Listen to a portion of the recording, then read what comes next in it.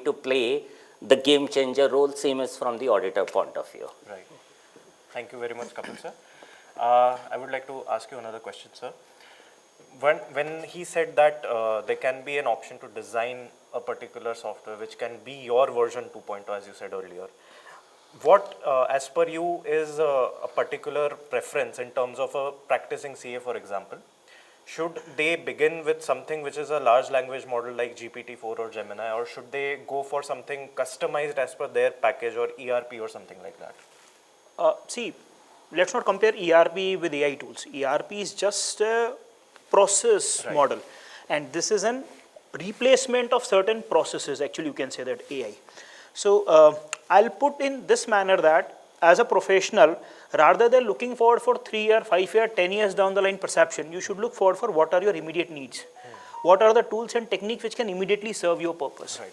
So if you are able to state that these are my problem statements of today's work, then what can be done is that similarly placed AI tools can be given to you for supporting you. This will make the technology acceptance much bigger. Otherwise, what will happen is that if I'll directly go and teach you the Python language, or maybe some of the other real-time big size of data like yottabyte size of data, and I want you to go for data analytics, it's practically impossible for you to digest that. Right. So that will create the resistance.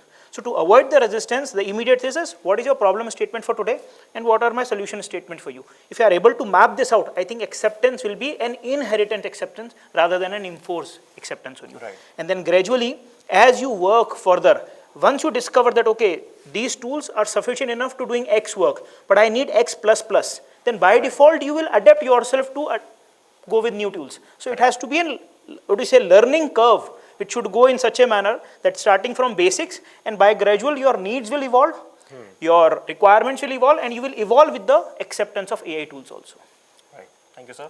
And I think before concluding, I would like to ask all three of you chartered accountants a common question. As sir said that there can be specified tools and there can be general tools. Now, if we are looking for AI as an assistant rather than a replacement, the question arises here is, what about auditing the AI? Is it important security-wise, confidentiality-wise, and integrity-wise? Yeah. Sir, So it's a very good question. See, the point is that when auditors are going to use AI tools for their audit documentation, it has to comply with the code of conduct, the applicable regulation. So whatever AI tools will be used, it has to be certified for data privacy, that the data that is made available to AI tool will not be misused, and there has to be a it is a learning process, but there has to be a client-specific approval. So going ahead, as I understand that whatever audit tools auditors are going to use, probably auditors are going to take a confirmation or an approval from their clients that their data will be processed on this tool, and that tool will be certified for data privacy, data secrecy, because this is an inherent risk that is built into any processes where data is being shared. So that has to be built into the process. And once that is there, then I feel that the auditor, auditee, and all stakeholders will gain trust in the AI process, and its usage is going to increase manifold in given period of time. Thank you. sir.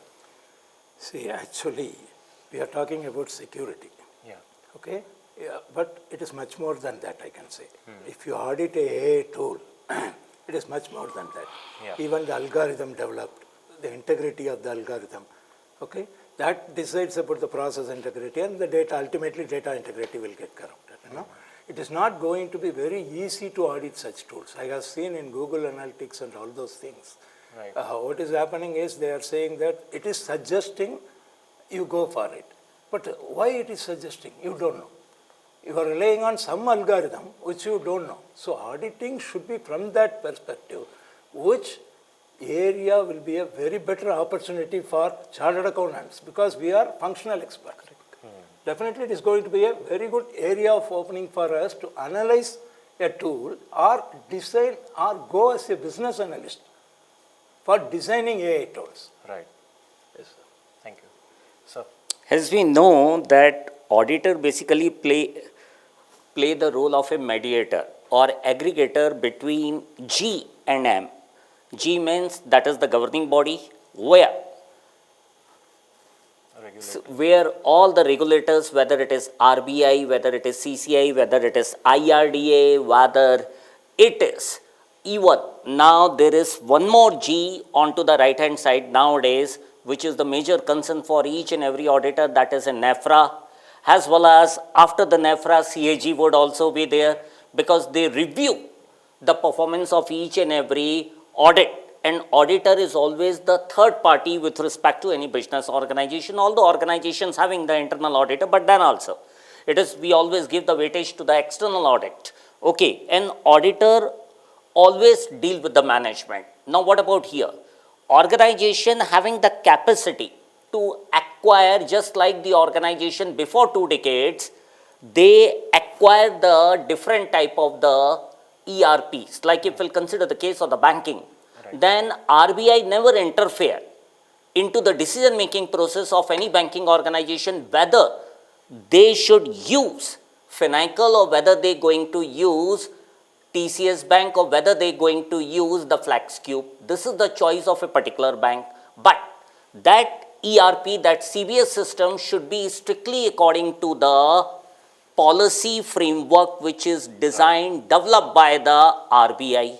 And whenever the auditor perform the bank audit, now auditor first of all must to educate himself or herself about the guidelines, about the standard, about the policy, about the procedure defined by the RBI, as well as whatever the different type of the controls already defined by the regulator, that whether that CBS is strictly following or not. Similarly, if we'll consider the case of the AI.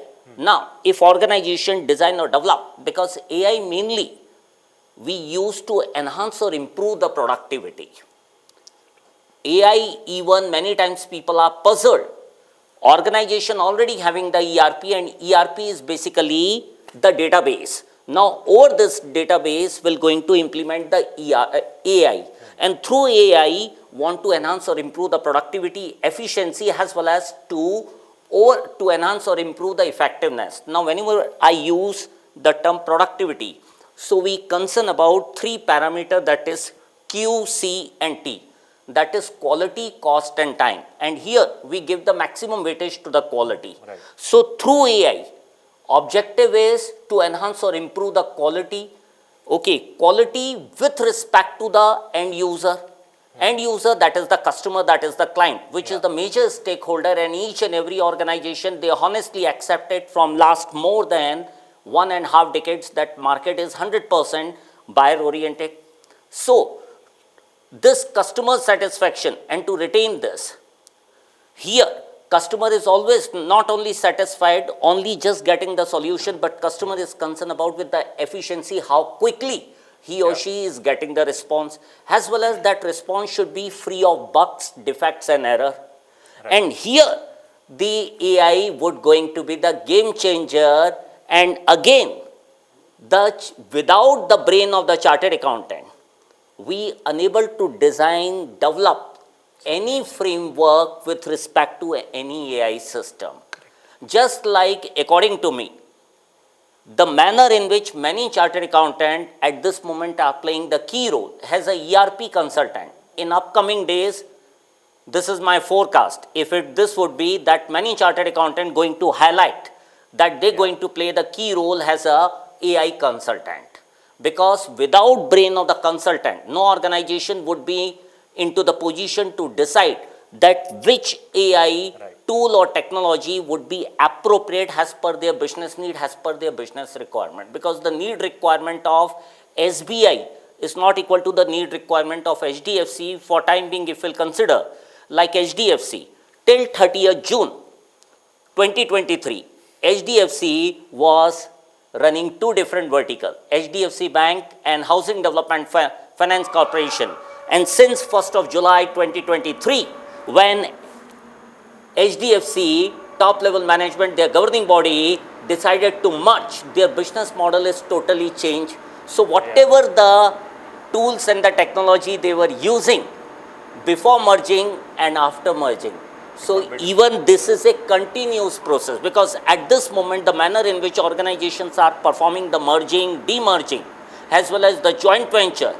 So without brain of a chartered accountant, it won't be possible, according to me. Thank you, sir.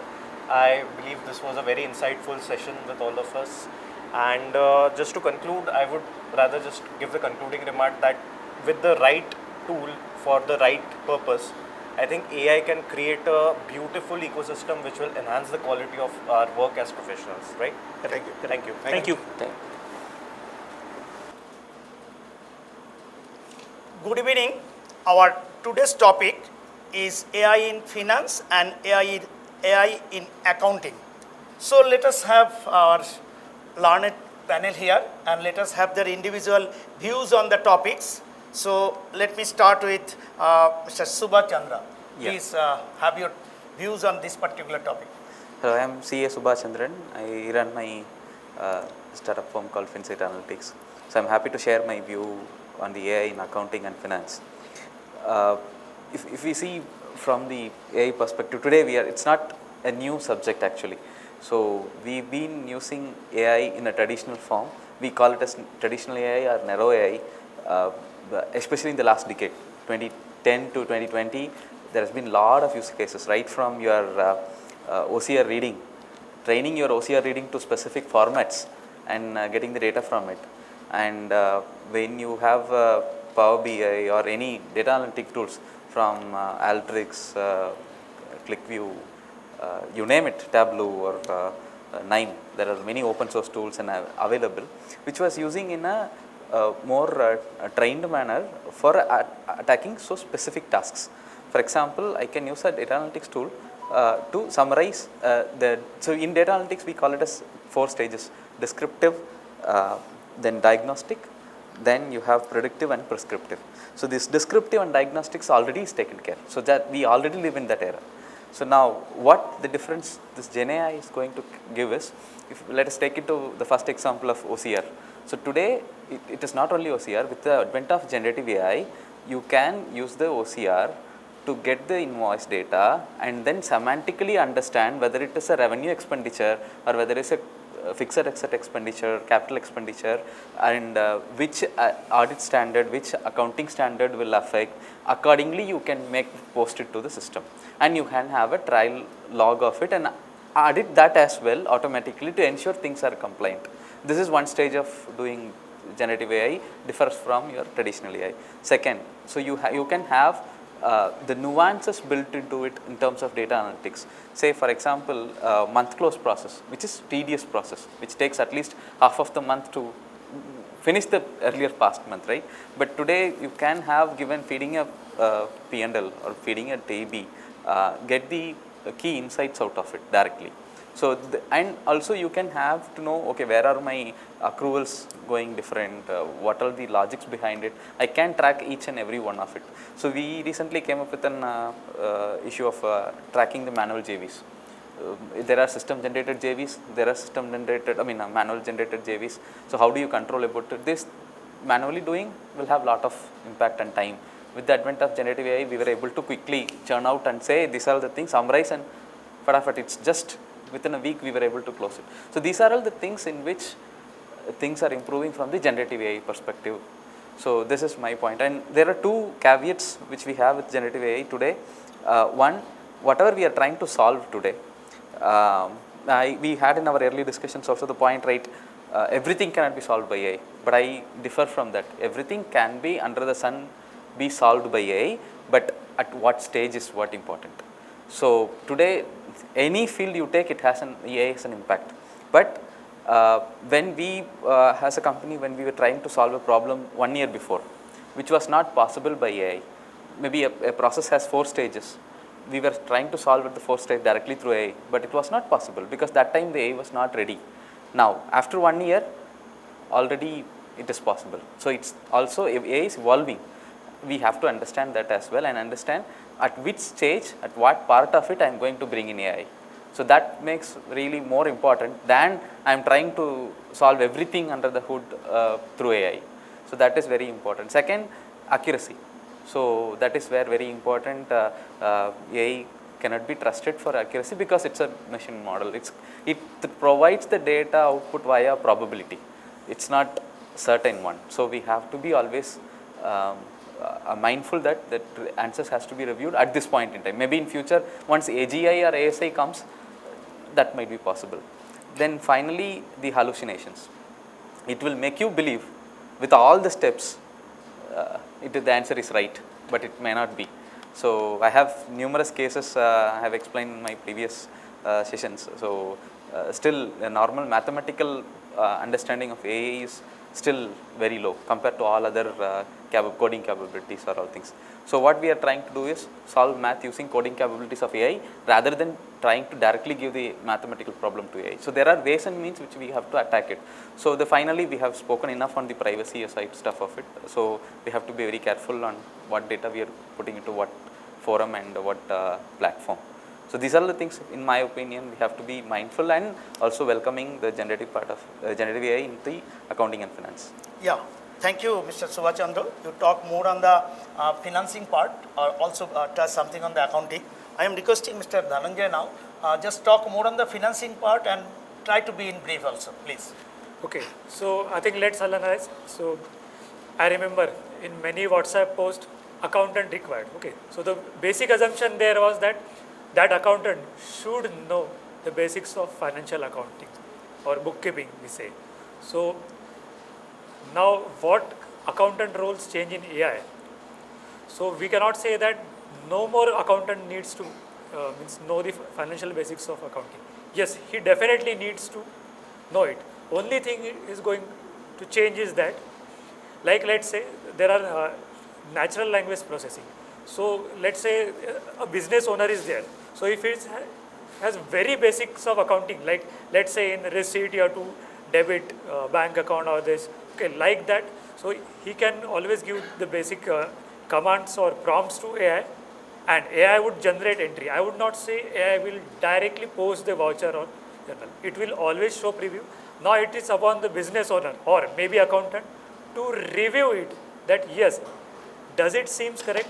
Because as he said, hallucination. Okay, so AI may cause this to means it is true, but it may not be true. But so it is assisting it more on that side. And second aspect it is helping is that, so previously an accountant used to take the invoices, okay, manually read it and feed it. Then OCR came, character recognitions. It converted text, okay, it converted image to text. But now what AI is going to do it would say that yes, these are my stock items, and it would recognize, yeah, this is CGST, this is SGST, this is IGST. So I need to do some validations. Maybe I need to change my journal entry according that if there is a freight added, it would say that whether freight is means part of your GST or separately reimbursement sort of. So again, AI would not replace that thing, only interpret it and generate a preview of that, and it is now up to accountant that whether it seems okay or not. So it is assisting in that way. So accountant role is going to change in that way. Yeah. Good. Mr. Dhananjay has raised a major point that what is the change in the accountant role in case of AI being implemented. I want now request my friend Mr. Otul to talk more on that, on the changing roles and the perspective in terms of the CS. Thank you. Being a chartered accountant by profession, I see a major transformational change in accountants' job profile once AI gets into the daily life of an accountant.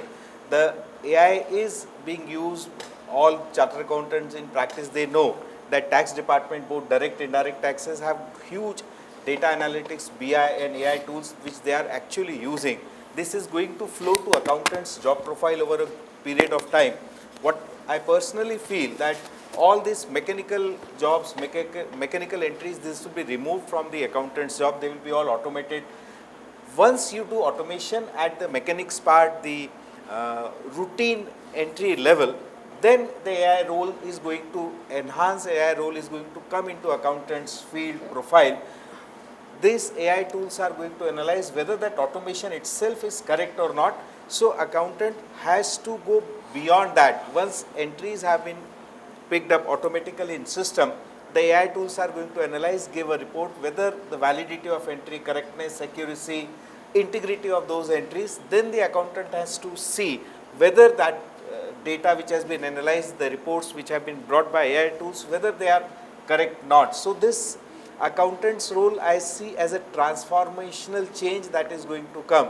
So we have to say that accountants are going to go into what we may call as accountants 2.0. So there is a life before AI and they are going to have life after AI. So fundamental transformational change is expected in accountants' job. To clear one thing, that whether accountants would be made jobless, no, accountants will not be made jobless. The only thing that they will need is improve, enhance their skill sets to understand AI and how it is affecting their profession. Thank you. Okay, thank you, Atulji. Nicely explained on that. Now I am requesting Mr. Moyur to just express your views. So, thank you, sir.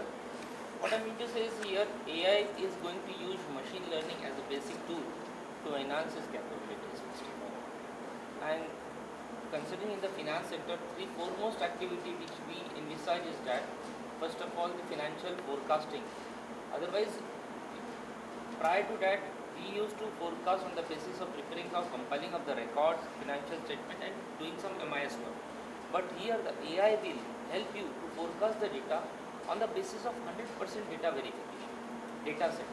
The data set which AI is looking is 100%. That is the big thing which we are seeing in the AI era. The sample checking, test check basics, compilation on basics of few samples is gone in a near time. Second is, I think the important role which AI can play is prevention of fraud in financial. In finance, and preventing fraud is one of the foremost activity which any decision maker or management is looking for. Because of irregular things happening in different data points, the AI and ML can play a very pivotal role in just bringing notice to the decision maker such anomalies in front of the management as a preventive measure. Second, and third most important, regulatory compliance. All the financial aspects, be it a small, medium level, SME level or even big corporates, regulatory or statutory compliance are the foremost requirement. And here also AI can play a substantial role in helping to comply with all the statutory compliances, maybe then RBI or even at a basic level of some GST or income tax. So I think these are few of the important aspects where we can see a role of AI and ML which will help management or the decision maker to simplify the operations in their day-to-day business. Okay, thank you, Mr. Moyur. Everybody talks about the all positive points of the AI in finance and accounting. Now I want from Dr. Kapil Suri talks about the what wrong can be done using the AI in addition to the positives also. Please. If we just focus the last 1 decade, then finance is now transformed into the fintech. And fintech which is going to be the game changer into the financial sector, almost each and every financial institute, whether it is a banking, whether it is insurance, they are offering their financial services via fintech. Okay, if customer want to apply for a loan with respect to any banking organization, customer want to perform the payment transaction, like even according to the latest report of NPCI, at this moment, every month now, 15 to 20 billion UPI transactions are happening, and it's going to be in next 2 years per day 1 billion. Okay. Now, considering this, when the volume of the data through the fintech which we are generating, and fintech now, when I use the fintech we only able to implement after the successful implementation of machine learning, and machine learning which is a practical implementation of the AI. But what about here the vulnerability associated with the fintech? Fintech organizations are using the general domain. There is hardly any fintech is available which is a domain expertise, and hardly any business organization, even the banking, before going to implement the fintech, they perform the vulnerability test, they perform the threat modeling, even they are unable to design or develop the effective control framework. So it's creating the opportunity for n number of fraudsters or the hacker. And suddenly in last 2 years, if we just gone through, since the post-COVID, the percentage of the cyber fraud and the percentage of the digital fraud suddenly shoot up.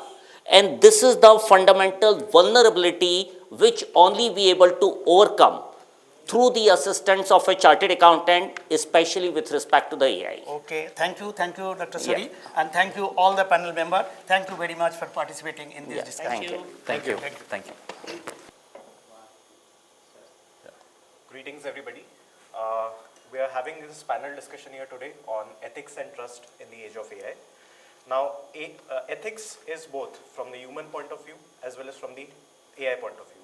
One, there is professional ethics, and other, there is integrity of AI. So let's begin this panel discussion with Dr. Saurabh Maheshwari, sir. Sir, give us some introduction with regards to ethics in AI, specifically how AI needs to perform its duties in terms of moral and ethical responsibilities. So great, Ruchir. So ethics in AI should be termed in two directions. One is developing ethical AI tools, and another way is using AI in an ethical manner. These are two different aspects for it. So developing ethical AI tool will come up over a period of time, and although whatever the tools we are developing today or we are using today are more or less compliant to the ethics implemented in the market. When the new compliances and new rules and regulations will come up, this will be included into AI. That's a part of the developer perspective. Then comes the angle whether we are using the AI in an effective and ethical manner or not. So that depends on the perception, the human. So human has to apply the intelligence that what AI are relevant to be used in such a manner that ultimate objective should be an ethical and trustful way of implementing AI. And rather than using these two words, ethical AI and trustful AI, I believe the word responsible AI should be more prominently coined in the market.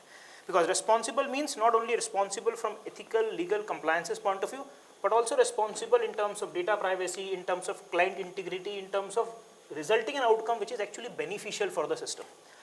So in totality or in summarizing up, I'll say that AI is an evolving journey. So we have just stepped into this particular domain of AI.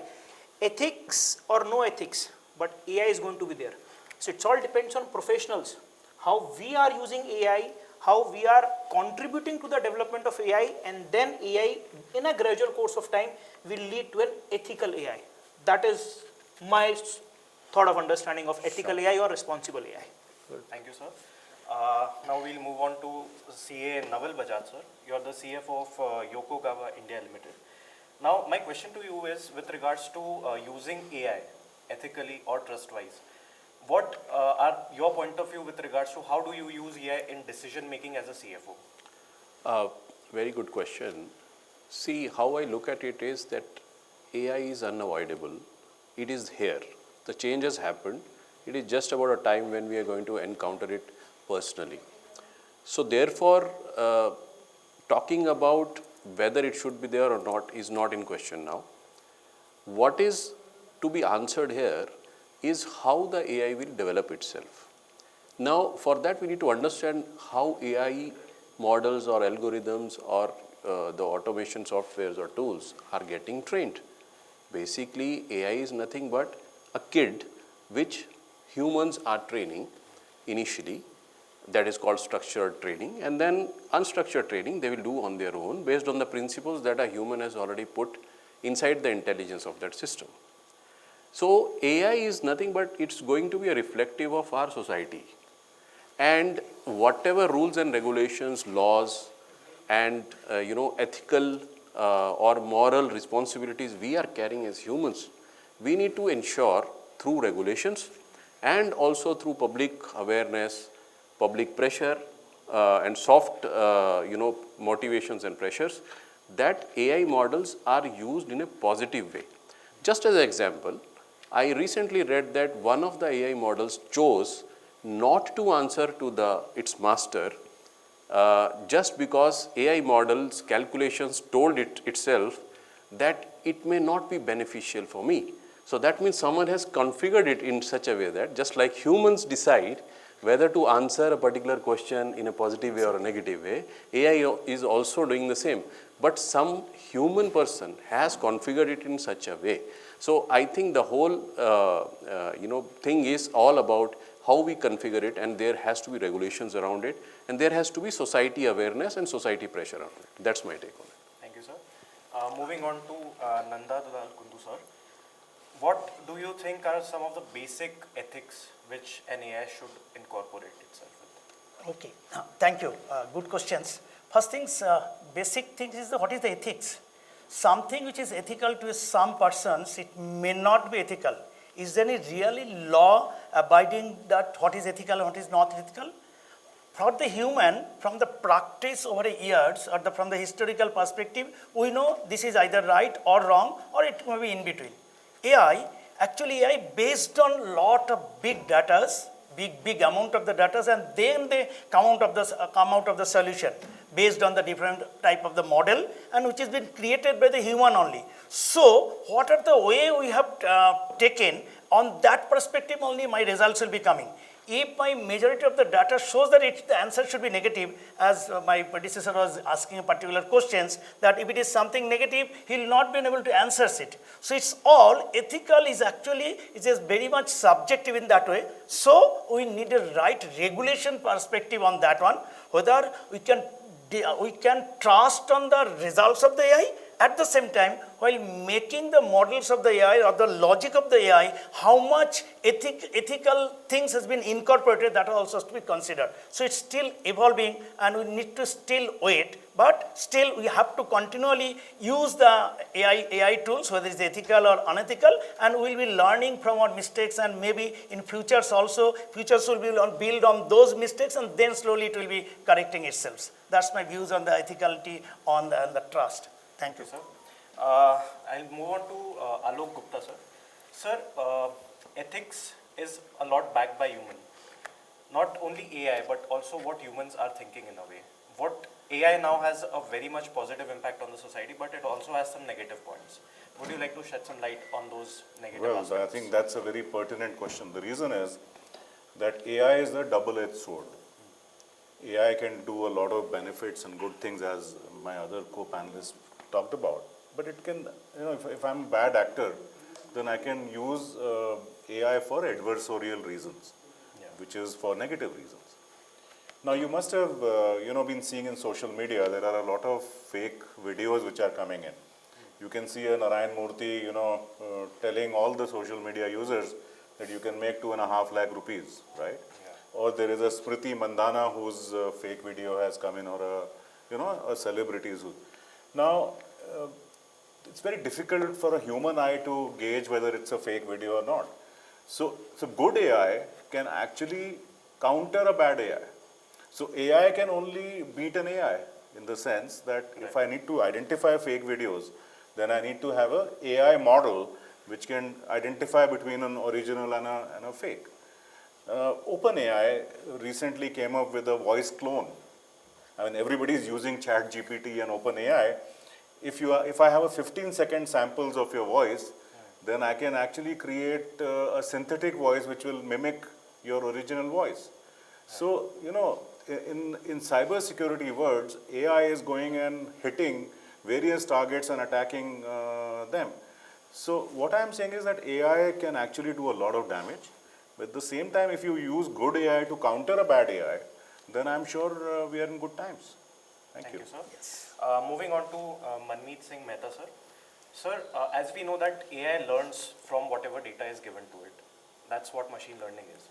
Now, can there be a possibility where the data is made such that it makes the AI bias towards one decision or another?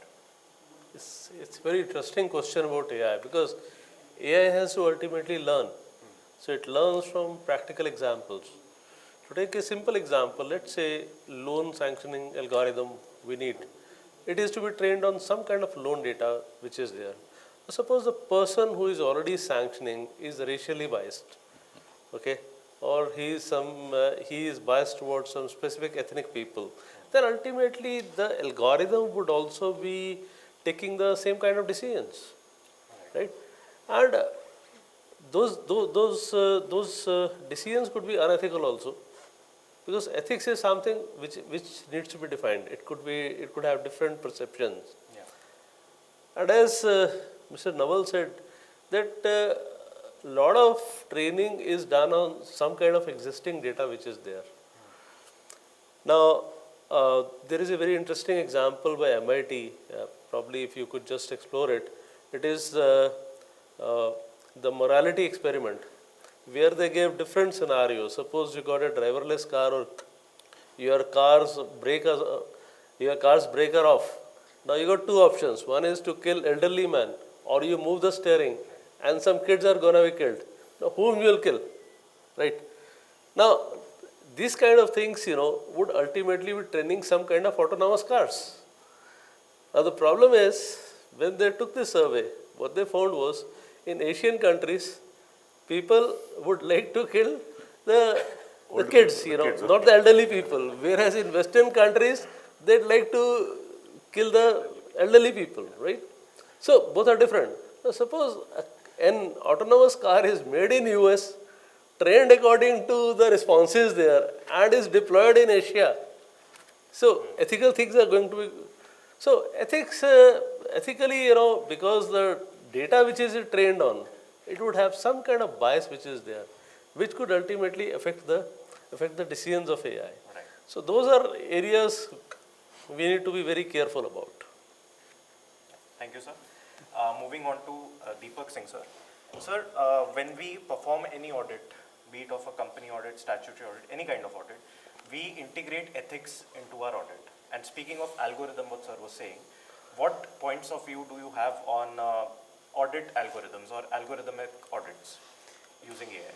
So we'll have to first understand what is an AI, right? Yeah. So the simple definition of an AI is whatever intelligence we have received till now. Okay, my age is 35, 36, right? So till now, whatever experience I have gathered or garnered, it's all because of the age, because of the learnings that I have listened, right? So we cannot impart those sort of learnings to a machine, right? We need to empower them by the way of algorithms, right? And as sir said, the data can be biased, right?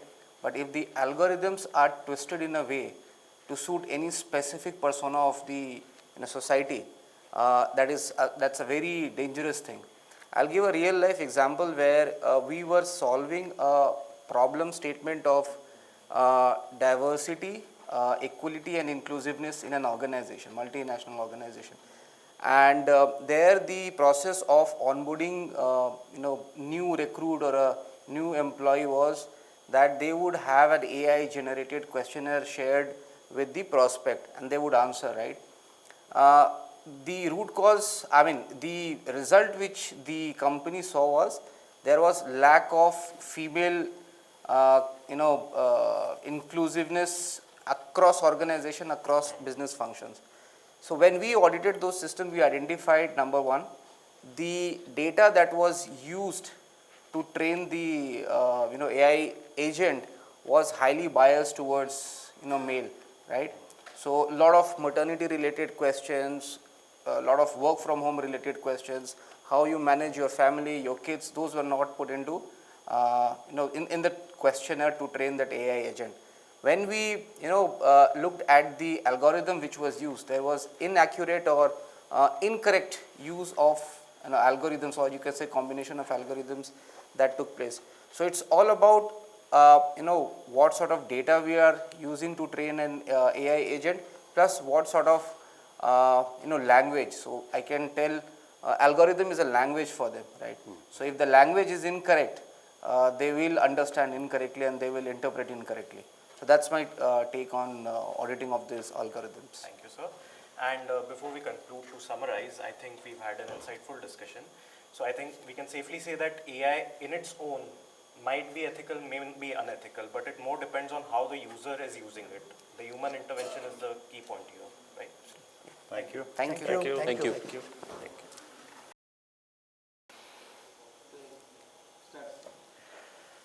Greetings everybody, I am CA Rishar Soni and today we are having a panel discussion on future of AI in India, the global landscape of AI and where India stands. I'd like to first begin with Alok Gupta sir. Sir, what do you think the future of AI is in India given the amount of investments and such?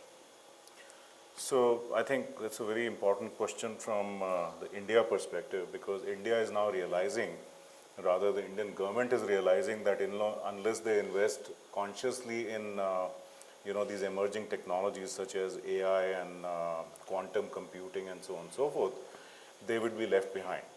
So for that, they opened a mission which is called the AI mission, or they call it India AI. And over there, the PMO actually asked METI, which is the Ministry of Electronics and IT, to invest about 10,000 crores, for AI. And one of the key things in AI development is availability of GPUs, which is the, computing, very fast computing it can do. And that's where, this investment would go. There is also a big focus from the government to have AI startups come into their fold. So they have these Atal incubation centers and many other METI startup hub. And I recently met their CEO, and he was very forthcoming that, the tier 2 and tier 3 cities is where their focus is, because the business problems of those tier 2, tier cities, if they can be solved using AI, then we are not just talking about the technology companies, and we're not talking about the urban, problems. We can solve some problems for the grassroots level. And over there, they are finding local entrepreneurs who can actually do those startups. So there is a thought process, there is a mission which is there, and I'm sure implementation is the key. If we succeed there, then we can move towards leadership in that space. Right. Thank you, sir.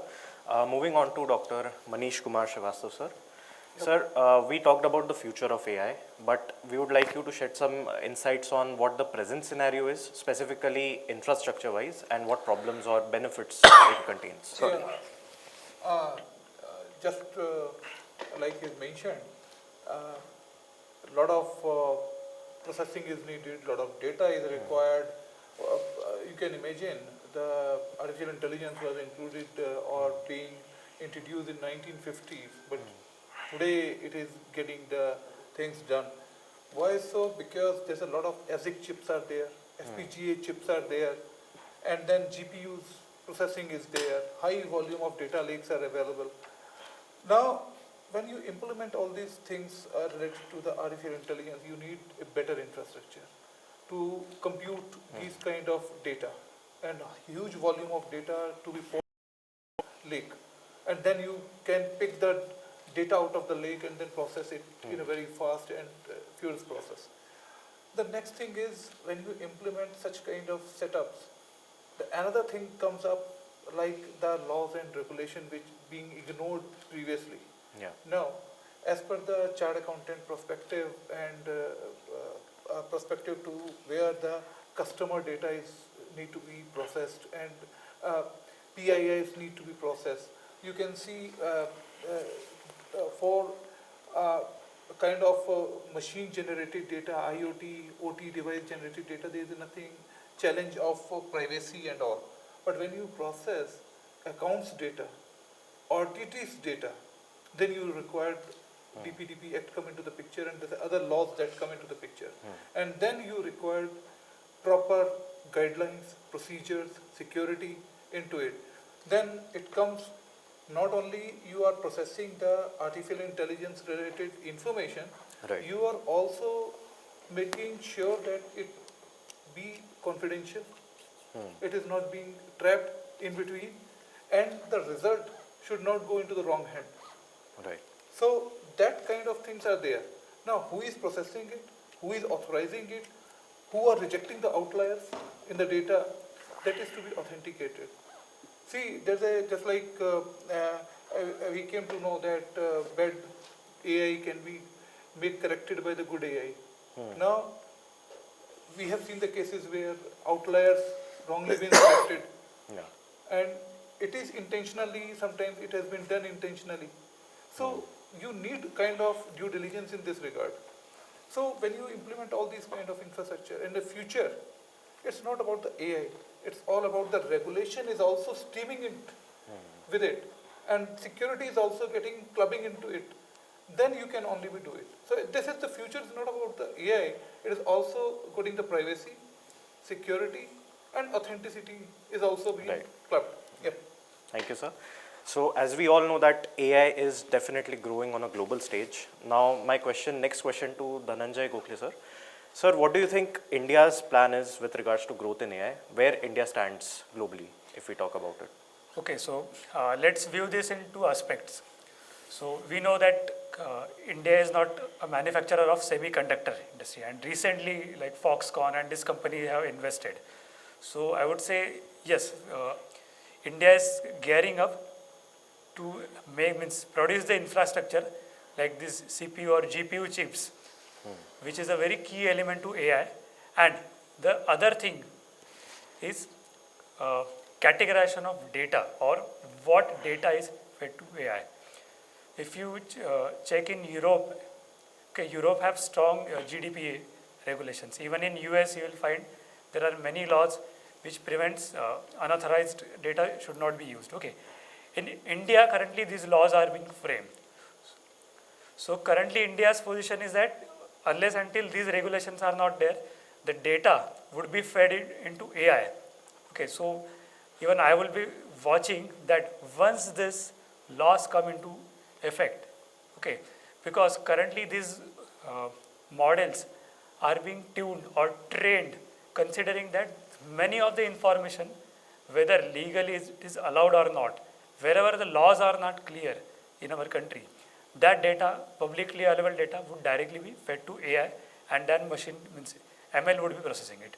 After the law comes, then the standpoint can change. And one big not defect or limitation I would say about AI is that once you generate or train a model, it is very difficult to, let's say, exclude something from model. If you recently checked, even Sundar Pichai made a statement that Gemini was producing some incorrect results. So he told that no, it is very difficult to again untrain it and retrain it considering the correct fact. So even I am expecting that what are the laws going to be prevail in India. So quicker and faster our government means come up with law, we would be having better categorization of data, of what data to be fed into AI and what not. So currently, yes, India is making a good progress, but let's watch that what would happen in this perspective. Thank you, sir. Moving on to CA Deepak Singh, sir. Sir, when we talk about global companies, a couple of companies which may be OpenAI or Google's Gemini, they are just using large language models or generative AI. But what do you think on a global landscape, where does AI stand right now? I would try to derive an analogy with three terms which we generally use. One is the tool set, skill set and mindset. When I compare Indian environment compared to the global ones, right? We have skill set, we have tool set, but mindset is where we are little behind to global players. Why? AI is not something which you can develop overnight. It's not web application, it's not an Android application which you can develop in a period of 2 months and 3 months and get the ball rolling. It's an iterative process. A lot of trial and error happens, right? So an AI to give you a positive ROI can take 2 years, 3 years, 5 years, right? If you go and study the history of OpenAI, they took almost 4.5, 5 years to get this data, to clean this data, to come up with these, GPTs 3 and 3.5 to a level that they are giving us comparatively better results, right? So, but when I talk about Indian perspective, we have the opposite mindset, right? So we want the ROI to come within next month, within 2 months timeline, which is going to be very tough, right? So in order to compete with global players, right? So this mindset needs to change. And once we have, and as sir said, that a lot of funding, a lot of incubation centers, a lot of innovation centers are coming up, this will actually, propel this change in the mindset amongst this, we as Indians to, compete with the bigs of like OpenAI and the Microsoft. And as you know that when Sam Altman was here in India, somebody said that can India create another form of GPT, and he mockingly said that it can't happen, right? Yeah. So he was referring to some sort of mindset limitation which we generally have as of now. But I'm sure with this innovation center and incubation center, we'll come up with flying colors. That's my take. Thank you, sir. And finally, moving on to Mayur Jhawar, sir. Sir, in India, when we speak, India is on a track for growth. What do you think? We talked about the present scenario of AI in India. What do you think is the future of AI in India? Specifically, do you think it's going to grow at a faster rate as compared to other countries which are already in some stage of development? Yeah, definitely. I think so. It's possible because as per the last year experience of 20 to 23, the emphasis given by Government of India is huge on the AI side. The way national symposium, events, conferences, seminars are happening to make awareness of this technology. That is the foremost thing.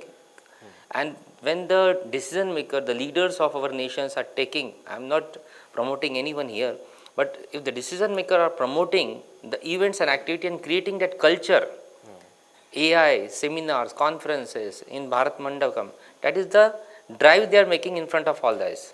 Okay. And again, national strategy on artificial intelligence already framed. National framework on artificial intelligence, they are already under drafting. So these are some of the Niti Aayog, and under the Niti Aayog, the Ministry of Information Technology, they are the way they are promoting in, and they are trying to create various use cases in different verticals. And that is a good point which I noticed recently. Take an example.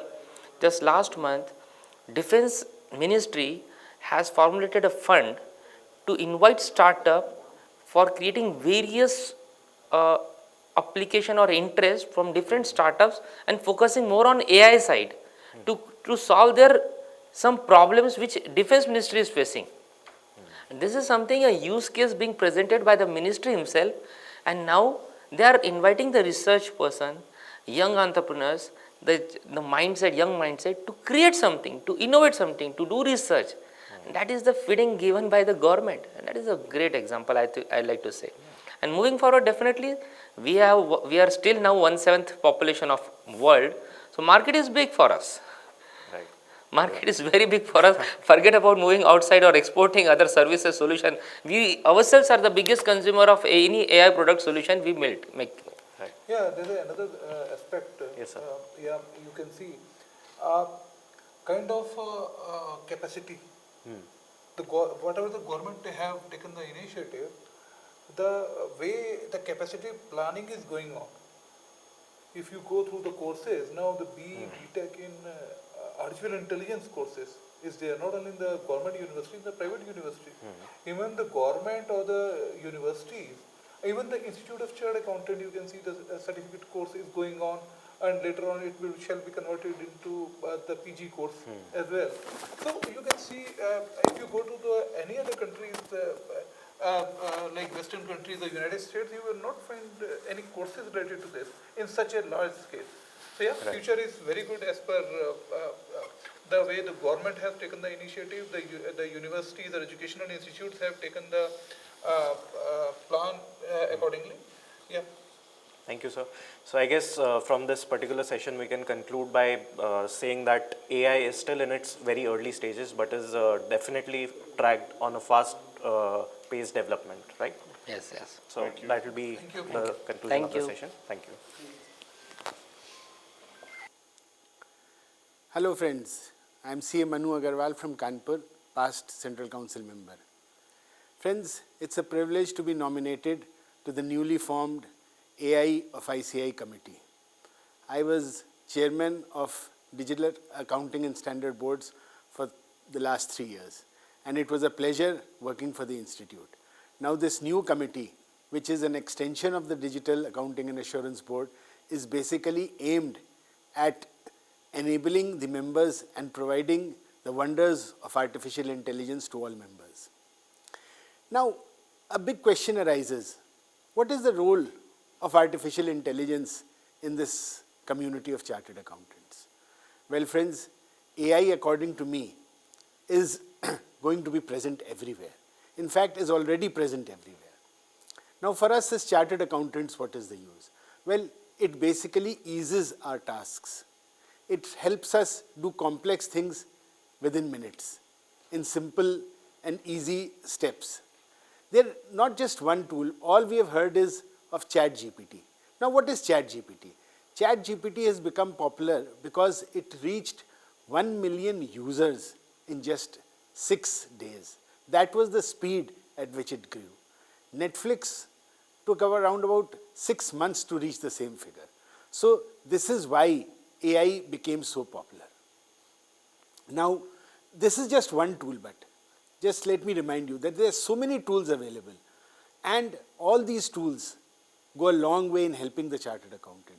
How do they help? Well, drafting letters, drafting replies, creating legal documents as complex as, say, if you want a non-disclosure agreement. Well, most of us would say, oh, what a legal task. Let's go to a lawyer. But no, you don't have to do that. All you have to do is go to an AI tool and just say, I want a non-disclosure agreement with my client. You can put the name of your client. It will draft you a wonderfully worded non-disclosure agreement. Similarly, case law searching, which was a tedious task, which we had to do through Google, go through n number of cases. Now all we have to do is just go to the AI tool and say, I want a case law on section such and such with rulings of only Supreme Court. Now it will give only the Supreme Court rulings. But friends, does this mean that the role of a chartered accountant is finishing and everything will be done by artificial intelligence? No, not at all. Today the results which are coming are so diverse and at times not correct. So we have to ensure that whatever this tool is giving us is correct, number one. And number two, we have to ask the right questions. That is the main crux, because asking the right questions is the key word. We all have read garbage in, garbage out. Similarly, if we do not ask the proper questions, the proper answers would not be received. So there are n number of tools. Now the big question arises, where do I find these tools? How do I learn these tools? Well, friends, I would say that a very simple way is to use YouTube. All you have to do is go to YouTube and type, say, videos for, you may say, AI tools for professionals. Once you go there, you'll find n number of videos. All you have to do is, say, spend just 10 to 15 minutes every day, and I'm sure that you will find a lot of artificial intelligence tools which will make your life very, very easy and successful. With this, I wish everybody happy AI learning. Thank you. 3, 2, 1, start, sir. A very good afternoon to all. Today I welcome you all to this panel discussion on a very interesting topic, will AI replace chartered accountants? This panel discussion is being organized by the newly formed AI in ICAI committee, which is one of the most sought after committee, or one of the most talk of the council, I would say. And we have with us on the panel Dhananjay Gokhleji from Nagpur.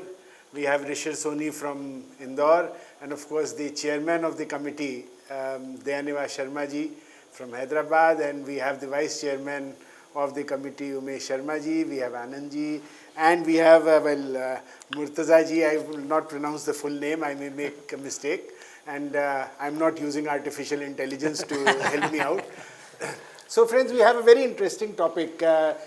There's a big debate going on, everybody saying that AI is making waves and will replace chartered accountants, or the need for chartered accountants will diminish. Well, we have this eminent panel, and to start the discussion, I think we should take somebody who's young, because AI is something which is more favoring the young people because they're more conversant with it. So I invite straight away Dhananjay ji to share his views on this topic.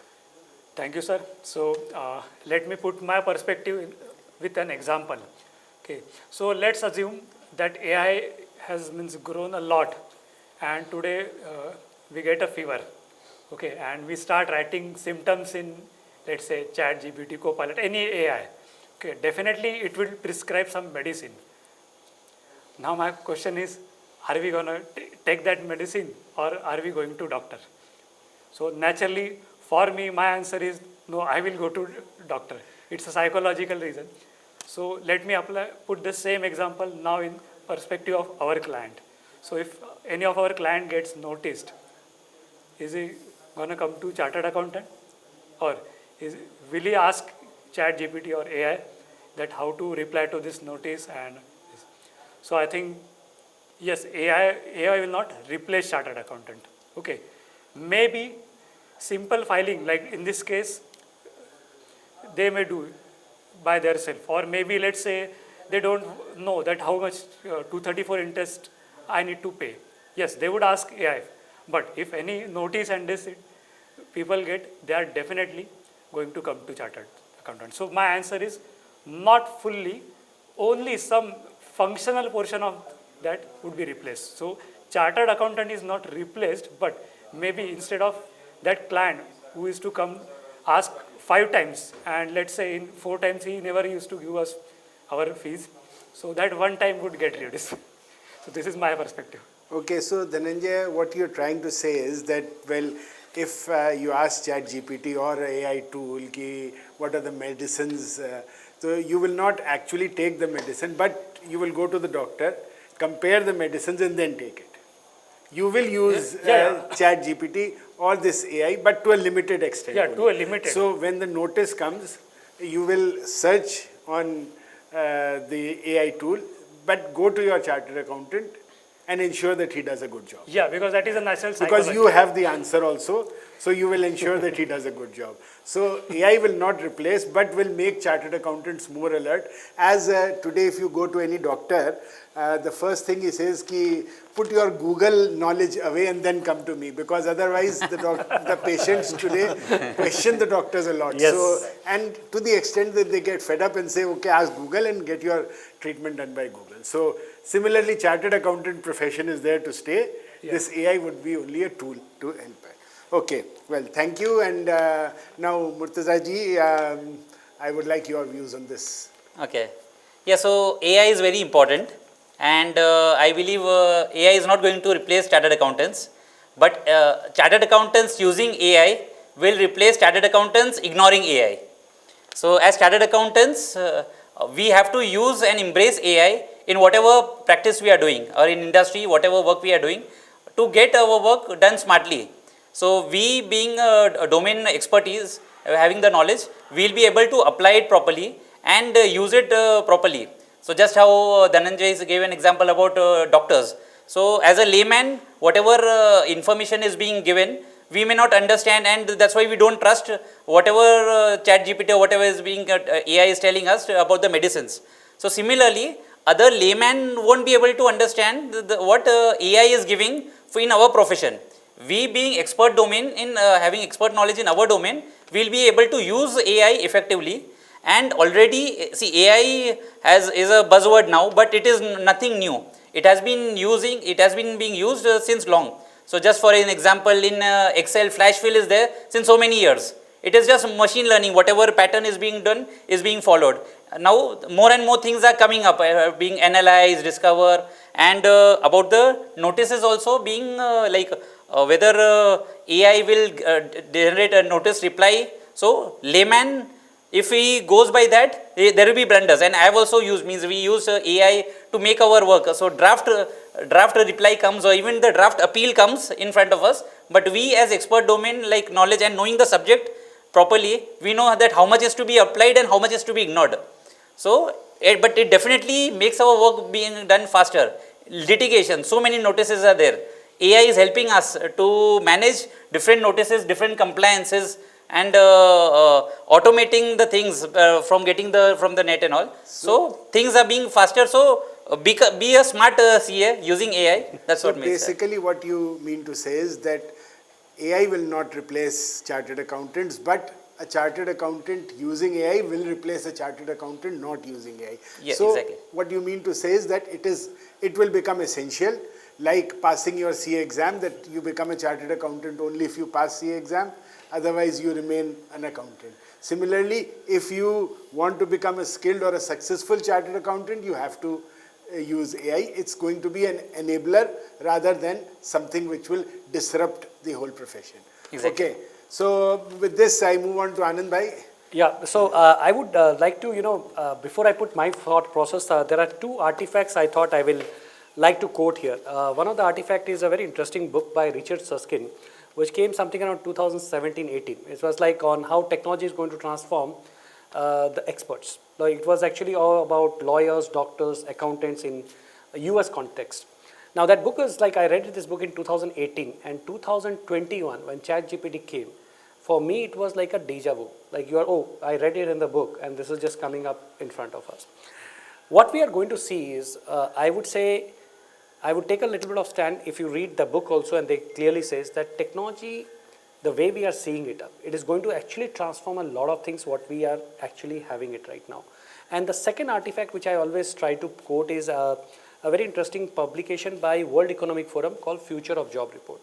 The 2020 report is there and 2024 report is there.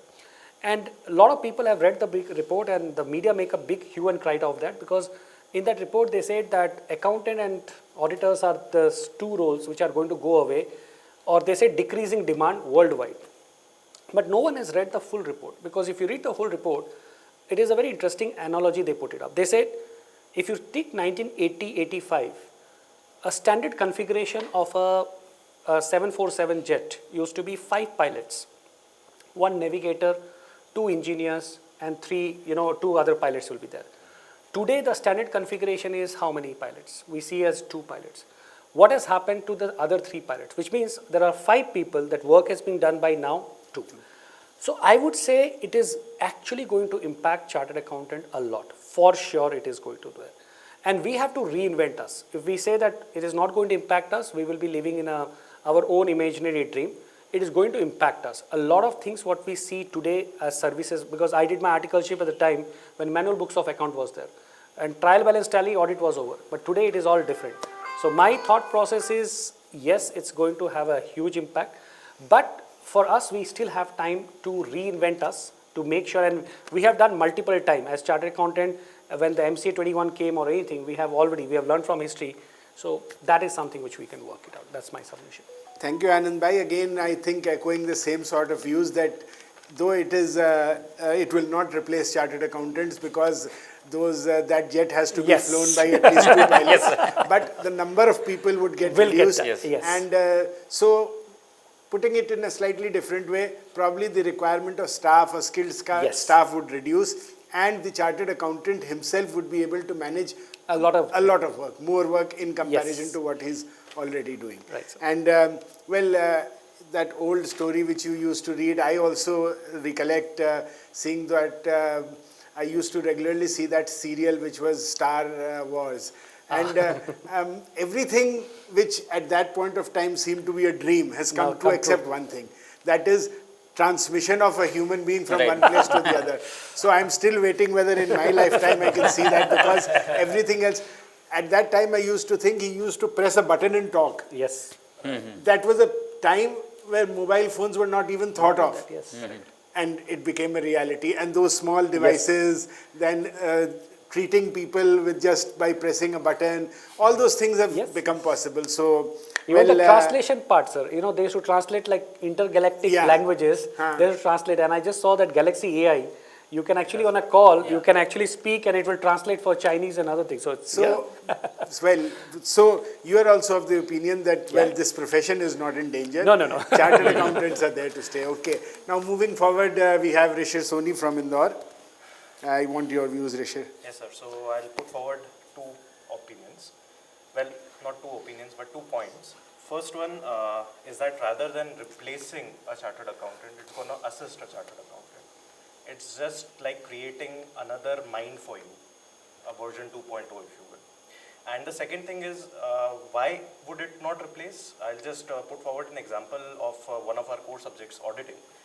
There's a thing called professional judgment and skepticism. No matter how much data analysis you do on AI, no matter how much data sets you give to it, there would be certain points which will require a professional expertise, some professional skepticism, and professional judgment over there. So that's why AI cannot replace chartered accountant. Definitely it's going to make our work easier in terms of the daily routine tasks such as automated data entry or things like that. But to adopt that particular AI, it's not just simply to just download that particular AI or use web plugins and things like that. We need to integrate it in our workflows as that it becomes a part of our practice.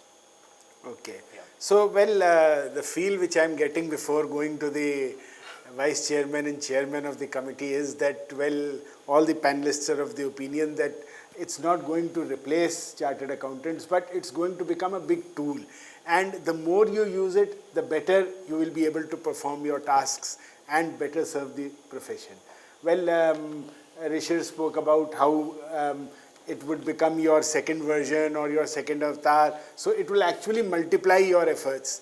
So now moving on to the vice chairman of the committee, I would like your views, Umesh bhai. Probably you have something else in store for us, or maybe you also agree to the panelists. Over to you. Yeah, after listening to all the panelists, my view is that the topic is whether AI will replace chartered accountants. Now, if we analyze it, what are the functions a chartered accountant performs? Assurance, auditing, consultancy, advisory, few are in, and many are in job, many are in practice. So if we see, there are 6 to 7 functions that a CA is performing. So one will have to analyze in which functions the AI is going to affect first. So having a knowledge that in my function, what is the effect of AI, and accordingly whether he will replace, whether he will assist, or whether the AI will co-pilot, everybody will have to analyze. So it cannot be a general statement as such. Yes, in advisory, slowly the AI, it started in 2007, then 2014, then 2017 they make a Eureka movement, and 2023 they brought out ChatGPT OpenAI. So they got 17 years, and the speed and the way the technology is used. So slowly that kid AI will also understand what people are asking, and he will try himself to make better. So in advisory there is a risk, in consultancy to certain extent, in future there is a risk, but in assurance they cannot replace us because it's a assurance, and AI cannot give assurance where the governments will want. And yes, what the management wants, the people in job will have to see it, and then they will have to convince their management. Management will not take decisions on AI. Functional decision, day-to-day decision they may take, but having a project, having to expand, so the need of a CA will be always there, but it is very much sure that we have to analyze this question from age-wise also. The average age of a CA right now, 40 plus, 60 plus, and 25 plus. So 25 plus CA will take AI in their hands, and they will replace 60 plus CA if they don't change themselves. And the age of 40, the member who are in 40, they are in dilemma. They have seen non-AI age, and now the rest of the life they have to deal with AI. So it's a challenge for the middle age. They have to study it. So AI should not replace them, but assist them. Well, I think two very good points which you brought up, Umesh bhai. One which you said that first of all, analyze the role of a chartered accountant, and basically some roles or some functions you said which probably can be automated or are low-hanging fruits, or you would say can easily be done by a machine, would probably go away from the fold of chartered accountants and would be done by AI. But the complex ones where you have to give assurance, or where there are certain statutory requirements, or you have to take the responsibility, there the chartered accountant cannot be replaced, because probably you cannot hang a machine, but you can hang a person. So you need somebody to take that responsibility. And the second point, which again you brought up, was the age, which I would slightly differ. It's not age, it's basically the need or the urge to study, which I think a 60-year-old person can also do. But basically you are correct that since the 22-year-old would be born and brought up on AI, so he will have those skills inbuilt. So different perspective, and I think something to ponder upon. And well, now for the final panelist, we have the chairman of the committee. Over to you then, Sharma ji. Thank you very much. I think it's a very interesting discussion which I could hear, and it's very easy for me to consolidate and give my opinion, though it is going to be independent of their own. But one thing which I think we need to really be very clear is AI is all historical data. Let us understand one thing which I want our viewers also to understand is this is all historical data which is actually been pulled out from various platforms. What it means? It means it is actually giving me a data which is from a predefined universe versus when you talk about replacing a chartered accountant, every situation, circumstances in which a chartered accountant works is always going to be on a real-time basis. That means, example, let us take Rishir being one of the youngest person or Dhananjay being one of the youngest person, their exposure for income tax case or a GST case or any future business plan which is project reports, their exposure to that is very limited because they have not seen a practical implementation. They'll be geared up to a level where by processing through an artificial intelligence platform, they'll get 10 such options which will be there in this particular case under this particular section. There are 10 such orders which have come. In GST, there are 10 such orders which have come. In project reports, the 10 such reports have actually been formed. But all those 10 are going to be independent to a situation at that point in time. So if I am going to adopt any one of them without analyzing what is my current, which I am living in a real world, my judgment can go wrong. So the judgmental aspect is always going to be remained with a person. It is an individual, whether it is a chartered accountant or it is an individual. How do I give an example? Manubhai, in this particular case, I am just telling you my daughter and me. My daughter used to sit with me and get the essay writing done. Now what she does is, she runs through a chat GPT, gets a essay. First time I say, "Arey waah, jabardast ho gaya. It is very good." Second time, bahut acha tha. Third time I asked her, "Did you make it through GPT?" She said, "Yes." Then why are you coming to me? Then she said, "I want your input, what has been your experience to put into my discussion so that it will become real."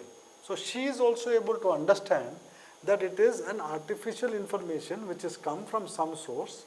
But when you want to put a human touch, that human touch in the court of law, in the ITAT tribunal, before the income tax authority, GST authority, before a management, before a person, is always going to play an important role because that human touch is actually going to radiate in form of confidence. The confidence of a professional versus a document which is generated by a system. I'll read and I always will think that there will be another alternative versus when a chartered accountant sits and gives a thought, he'll always say that I am able to see confidence on his face. Yes, I would like to go for it. It might be wrong, right, doesn't matter, but somewhere this kind of feel-good factor is going to be there. So what is the outcome of this? We talked about 5 pilot to 2 pilot, right? Now 5 pilot to 2 pilot is 5 chartered accountants in an organization to 2 chartered accountants in an organization. Yes. Now what is that? A promoter of a business, a owner of a business always wanted to see his MIS to come in a right form. Let us agree to one fact, business is known to a businessman more than a chartered accountant, as simple as that, because he is an entrepreneur, he is a businessman. Now, the way an MIS report is to be designed is clear in his mind, right? Right. Now, what was happening is, he was dependent on a person to make that report. There used to be an error, then again he used to wait, he used to travel, come back. So, the duration of preparing and complete MIS was taking a fair bit, lot amount of time. Now, the same promoter now, by spending couple of trial and error runs on a GPT platform, he is actually going to throw questions information will come out. He'll use Copilot, he'll use different kind of tools which primarily will actually give him an option to multiply multiple times to see where I am actually able to put a right perspective. And by the time he lands into his city or his office, he'll come out with an MIS report which he'll say this is the outcome which I want. Now, what was happening is there were a couple of people who were processing that entire thing and then giving it to him. So now these three people, three pilots who were actually doing this job is now going to be replaced with two people who understand AI platform well and also the system platform well. Because when I need to pull out the data from the system, I need a person who has a vision or a thought to apply his mind which API or which integration can actually take me through there and give me a quicker information. Now, what will happen? This information is come out. Now, these three people are not going to get wasted. Chartered accountant will never get wasted. I am telling you one statement I will make concluding remark and I will close. These three chartered accountants will be effectively utilized to go back and check whether the data which is coming from the system, is it right or wrong. Right. So technically, I am going to be using chartered accountants for doing more and more refined things. Manubhai, it is very simple. Chartered accountant was relevant yesterday, he'll be relevant today, he'll be relevant tomorrow. He'll be relevant till the time on this planet Earth money and money is worth, he is going to be there. And more importantly, if money is going to get exhausted, chartered accountant will find his way out to live life in a very effective manner because we are people who are contributing to the society, to the nation, to the world, to ourselves, to a larger set of people. So friends, one thing which I would like to tell is a buzz which has been created, a fear is always good. On a border, if a soldier doesn't have a fear, he will not fire bullets. If a doctor is not having fear when he is operating that something will go wrong, he will never become a perfect doctor. Yes. Similarly, when you talk about any such person in the process, fear will always create a newer opportunity and reason to live more effectively.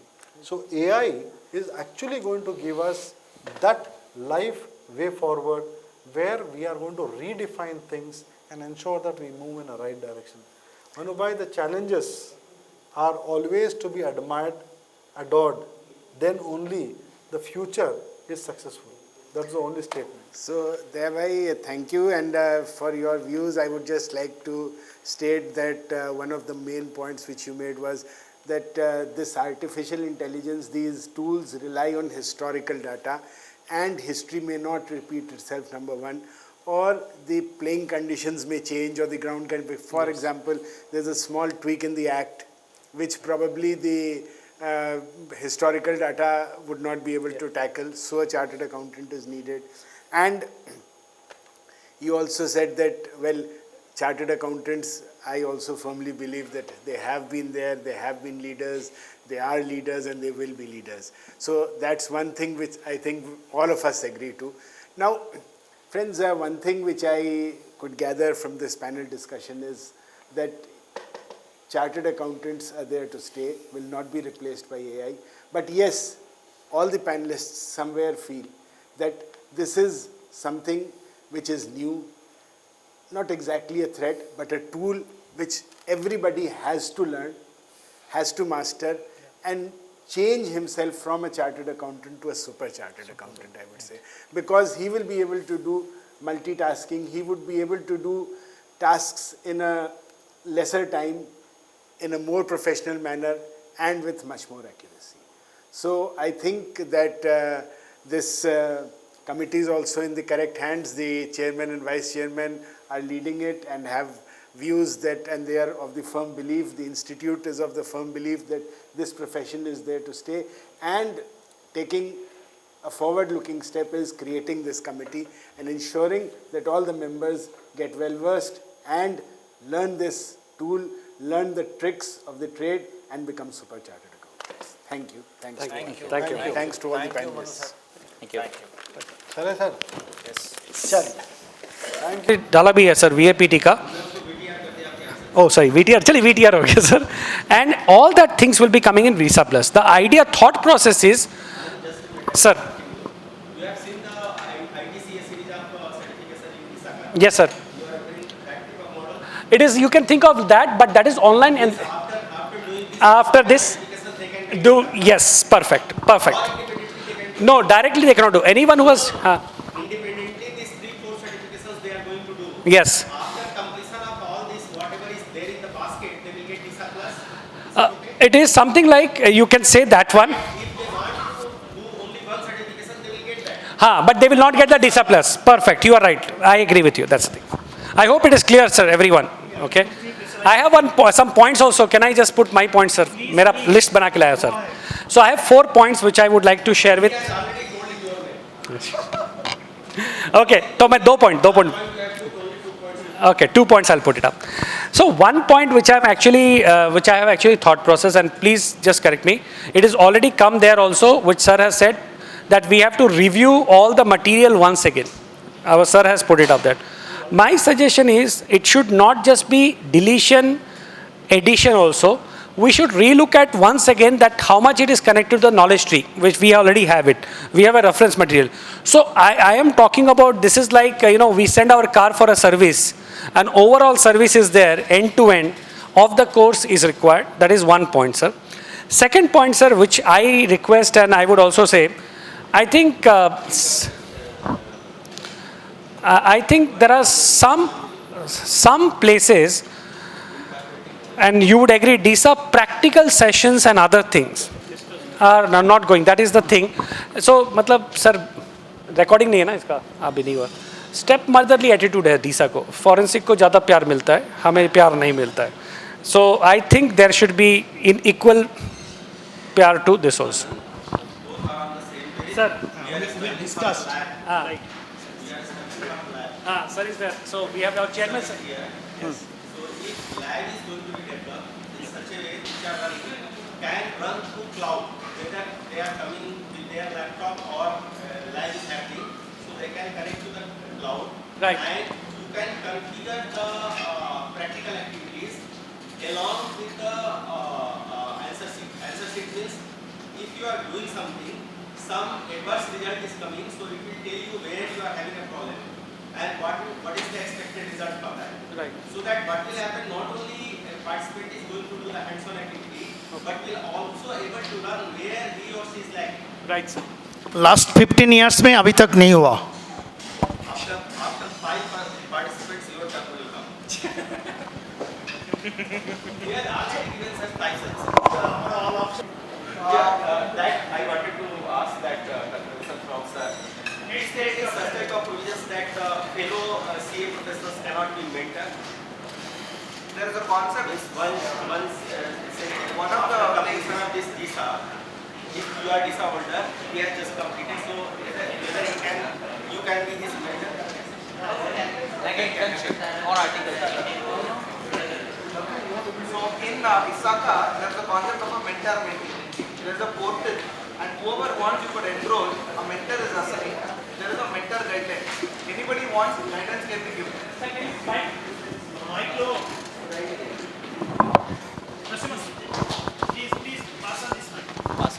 Is a mentorship concept, because many of them in the DISA fraternity, they say that, sir, there are some very select set of people who have the knowledge body, and those who are doing it afresh, they are getting a new engagement, they don't know how to proceed, or they don't even know how to apply it, because not every job opportunity always requires experience. Some of them, like small choto assignments, they are giving it, and this is a good way to get started.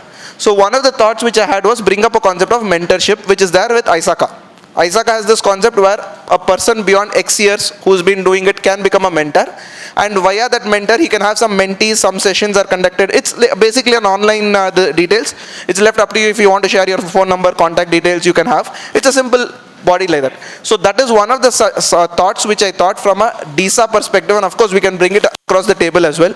That is something which I thought we could discuss it. This will not be a mandatory, right? No, this is a purely an initiative from our end, that there are X approved mentors, and then we'll have to do that.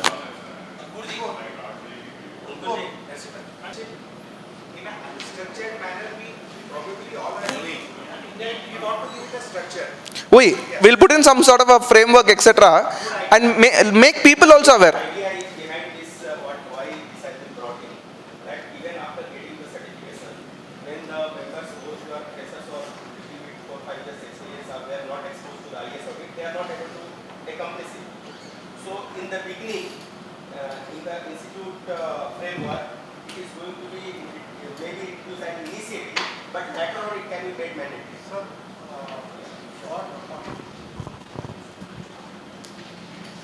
sir, also if you can speak on Yeah, good thought. Rather, I'll put.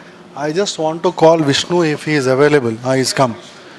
Vishnu is important because not only for this, I think Vishnu, in AI website, even in DAP website, let us actually introduce the concept where a person would like to register himself as a mentor and a person can register himself as a mentee. That we can link it by hosting a list. Example, we will circulate to all the faculties or all the chartered accountants. Nidhi, aapke liye bhi hai ye, where we can circulate to all the people who are actually interested to be the mentor and who would like to be mentee. It can be made state-specific group or city-specific group. So which we can start from a state-specific group because it is very difficult for mapping down to a city level. Whereas if it is restricted to city, the exposure will be a different thing or might be at a country level. So we can actually think about it. What do you say, Manu bhai? Perfect.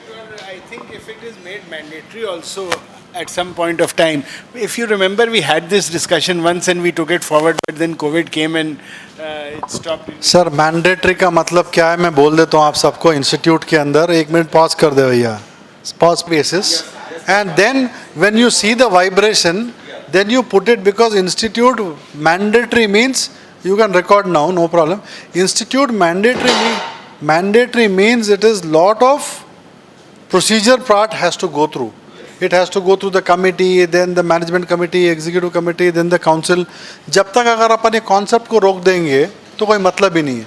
So let us actually do it and we are totally in for it.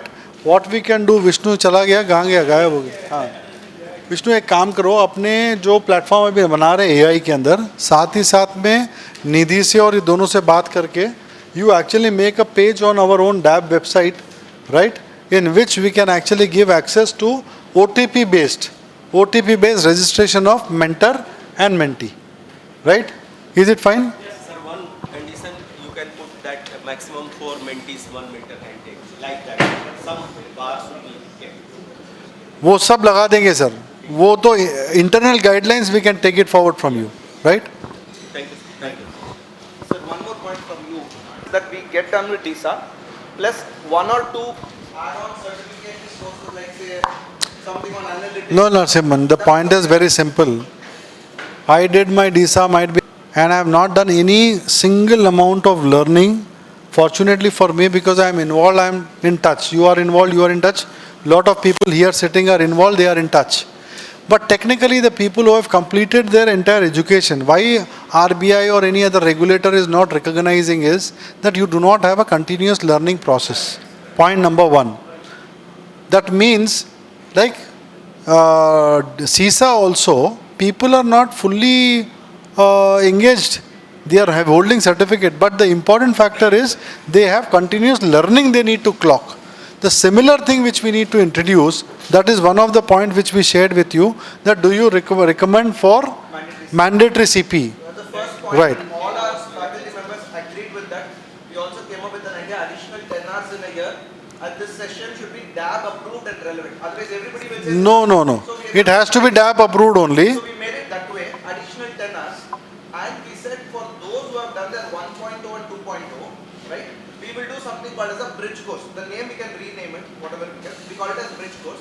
The refresher course will predominantly continue to be exam focused. Because that's how it's been branded. So let's not change the name. Again, we'll get confusion. Done. I am totally fine. Yes. So because one of the view Anand sir suggested, yes sir, DISA plus link. Sir, before DISA plus, sir, I have one. Sir, we have focus and also Visakha chapter. I was also there. There is an India task force of Visakha. Everyone knows that. There is a separate unit. Their work is we can do the CP thing. just like we are doing forensic accounting funding, a little bit of licensing has to be done by the regulators and all things about our source, because many people don't even know what is there in our course. That is my thing, because in India task force we used to call this regulators and all the things and tell them that this is their ISACA has come out with this many publications, these are the things and all that kind of thing. एक दो agenda है. One is the task force for DISA course and second is the task force for forensic course, which has to be every year under approval of president should be recreated. Additions and deletions can come, but they are the people who are actually experts. We will pass an agenda like this only, Manu bhai. Who are the experts? It cannot be any other person can be put in like any other co-option or special invitees. They have to be all expert in DAP, and we will actually shortlist the list and we'll tell these are the people who are there. So accordingly we'll take it forward. So this part, Yogesh bhai is helping us out, and Anand bhai, I request you and Narsimhan to actually take, or whoever you want to take, kindly give the name. Even Durgesh bhai in forensic, this is urgent, right? Urgent means yesterday. नहीं पिछले. हाँ तो sir वो ऐसा आना, sir वो भूल गया था कल देना था आपको, भूल गया था कल देना. So my point is because see these two wings which are going to come. On a forensic, I could actually calculate and move forward, but on technology might be the energy which I am putting for other committees also is going in a different direction. So my request is, Nidhi, immediately make a group, whoever is interested, ask in the group that who are interested to be part to drive this outreach program, right? Outreach program, or might be symposium concept or whatever word you use commonly for forensic and for DISA. That should be actually immediately planned. And just to tell you all, one thing is basically we have got a total budget of I think how much, Nidhi, for doing this kind of outreach? 1.5 crores, which we can actually do it. So we every year when we were there, unfortunately COVID came in. And now let us actually do one thing, drive this process from a point where which agencies, Narsimhan, which agencies you want to come, we will host them, we will pay their travel cost, we will pay their hotel cost, we will do everything. Just you people have to ensure that these are the people who are going to come and sit there. Right? Abhi chalo, I am telling, we are ready to go up to our spending also. Uday bhai, you wanted to say something. At the AICPA, they have made certain their statements mandatory like SOC 1 and 2 and 3. And at that point, when we are talking about the internal control review, wherever it is a part of the internal audit or whether it is a part of your statutory audit or any part, I mean even the part of their internal financial control, we have just focused on the accounting part and we have not focused anything about the technology part in that. And there if you see, AICPA wants SOC to be certified only by the qualified CPA person. None other than that can sign that.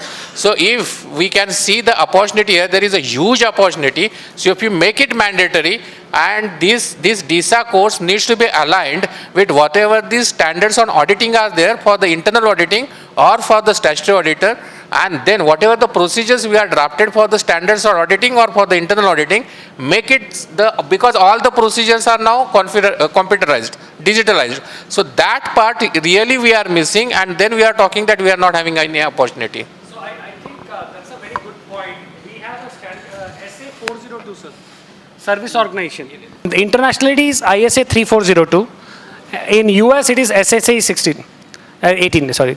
So basically what happens is this standard is used extensively. It's a big business. But I think we have to somewhere go and tell people that our auditors are not doing this, and because of this their quality of audit is not good. And that would actually generate a lot of work for DISA, because the CITP certification of AICPA was built from that perspective only. Most of they have all CITP certification. So anyway, he does more research. Sir, Kapil sir.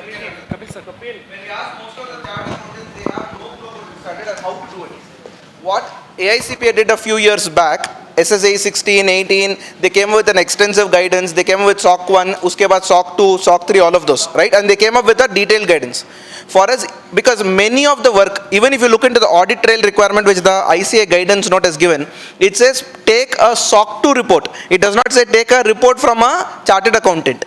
So if that SA 402 alone we can work on a guidance note, that itself within India will open a lot of opportunities. That itself we can open a lot of opportunities.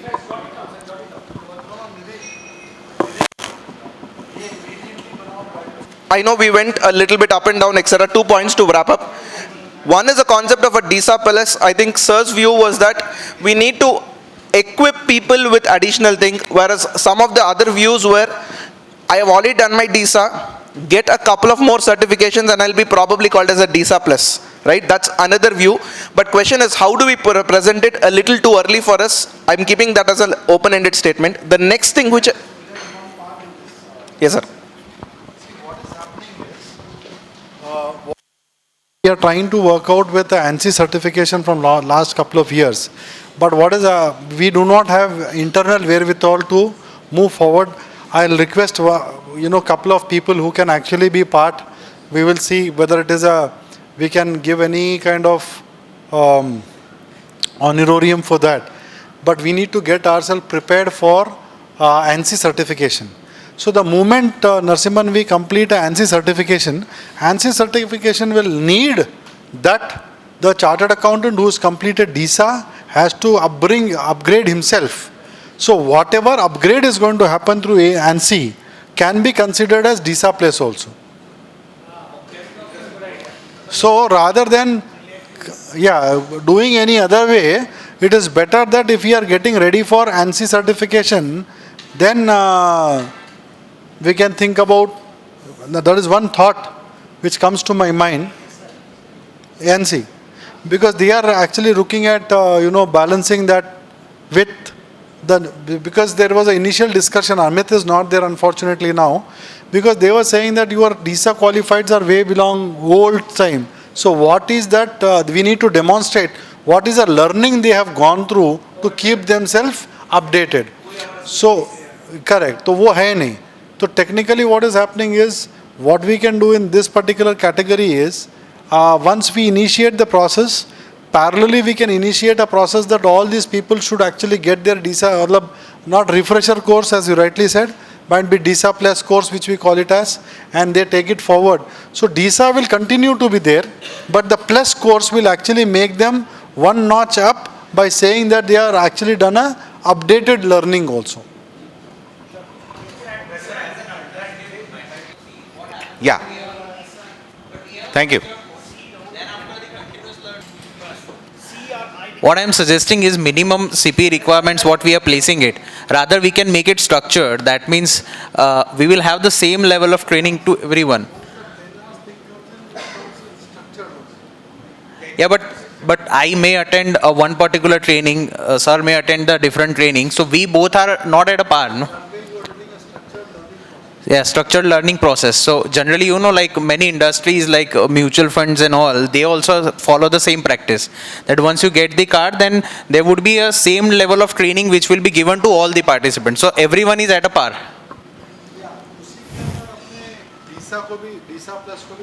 We will not call it as examination. We will not call it as examination. Let us call it as assessment test. Yeah, revalidation test or something. Not revalidation का मतलब बाकी पूरे गए. For that purpose, you have to do first, then validate. With virtual DISA or in-person DISA? No. And sir, I have one more thing. I am not in favor of virtual.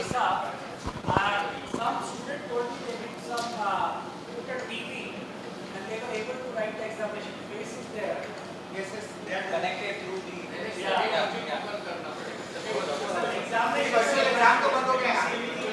Few questions, not all. Few questions are not as per the curriculum, which is what we are teaching in the class.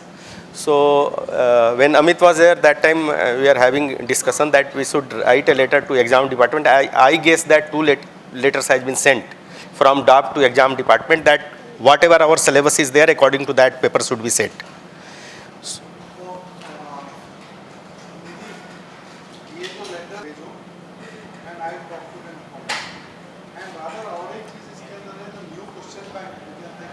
Yeah.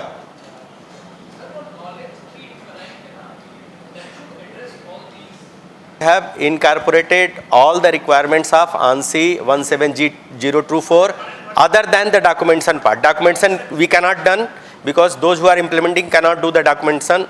Approval is required. So some other authority is going to, or committee is going to do that one. I am of that. If you want a standard, I can give you. Guidance, I can give you.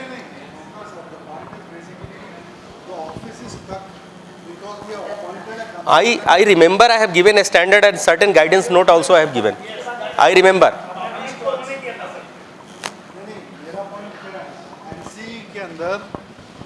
Office continuously saying that we are not prepared for going under ANSI.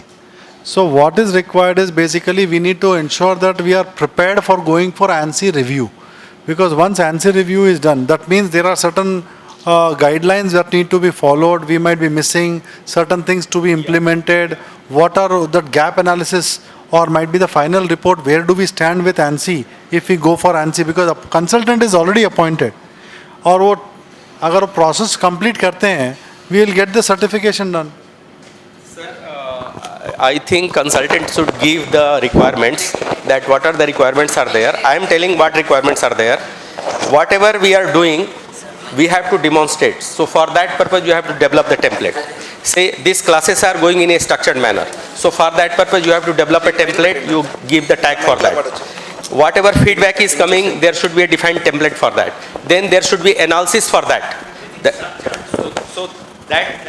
मेरा एक request है सब लोगों से, ओंकारनाथ जी, one thing, office doesn't have the wherewithal to do the document process,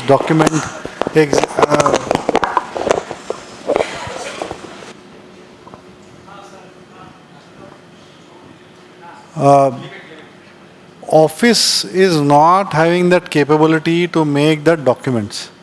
I am putting it very simple, not because of their any other thing, it's basically they have not done it in past. So can we think about engaging some person at a particular cost who can develop, who is among one of us, who understand this? I know the DAP course entirely, this I am going to document, this document you take it. And I can tell you one thing is, we are prepared to pay a professional fees for ensuring that. So if you have got exposure, Omkarnath ji, my request is, no, because before see, एक चीज़ मैं बोलूँ, या तो है ना घुमा घुमा कर बात करो, या तो स्ट्रेट बात करो. स्ट्रेट बात करने का एडवांटेज ये है कि हमारा प्रॉब्लम स्टेटमेंट कंटिन्यूसली, मैं और मनु सर जब से बैठे हैं, एनसी जब से सोच रहे हैं लाना, हो ही नहीं रहा है, right? So my request is, if you have to engage anyone, including you, on a professional note, capacity, because you are going to spend your time, energy, effort, we have certain approval mechanism which we can take it up. नहीं तो ये कभी आएगा ही नहीं हमारा.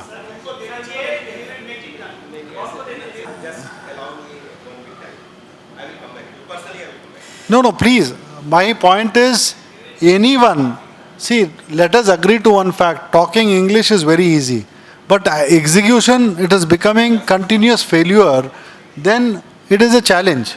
So let us actually take a call, whether it is a bitter bullet to bite, no problem. लेंगे, क्या होने का है सर? किसी का पाप थोड़ी कर रहे हैं, इंस्टीट्यूट का काम कर रहे हैं हम लोग.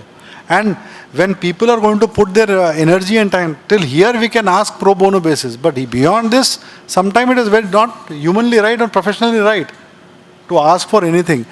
We want this thing to happen. If that happens, then only things will move up. So that is one concluding point at this point in time. Yeah. Because full 1 week I am traveling. So when you are actually giving, we will come out with expression of interest, very simple, which you can fill it up. And every question, when a person gives which is right and which has been approved by the committee internally, that person is going to be paid a certain amount.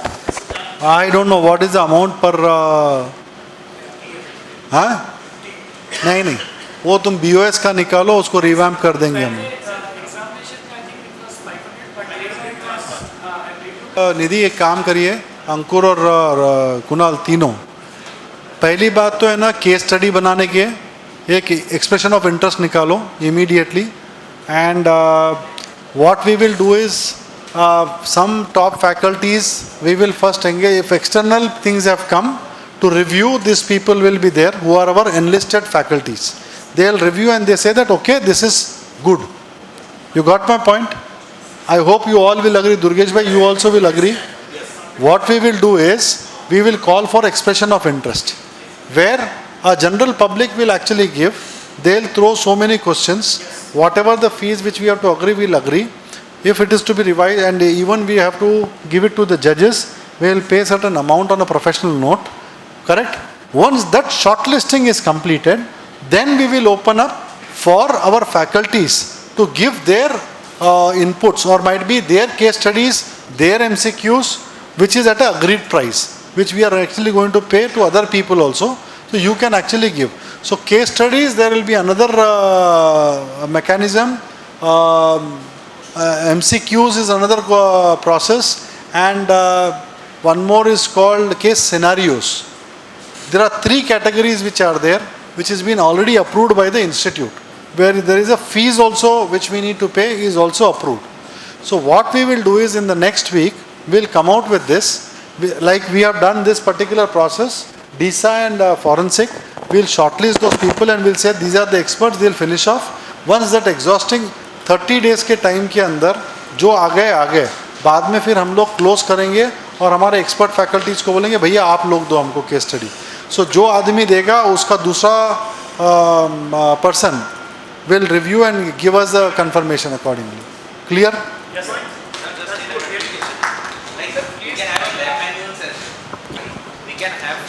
We can have even the recorded, solutions as well. So many times what happens that students come that maybe after 1 month when they are referring the lab manuals, but they have not noted down how they have done it. That was issue when we have discussed this thing, sir was there, that because it is a practical training, so recording will not be given. That is the issue, that because it is a practical training, that issue is there with the council, we cannot do anything in that. We have discussed that thing in the meeting. So let us close it here, this issue. No. 1 minute. Sir, we got a request.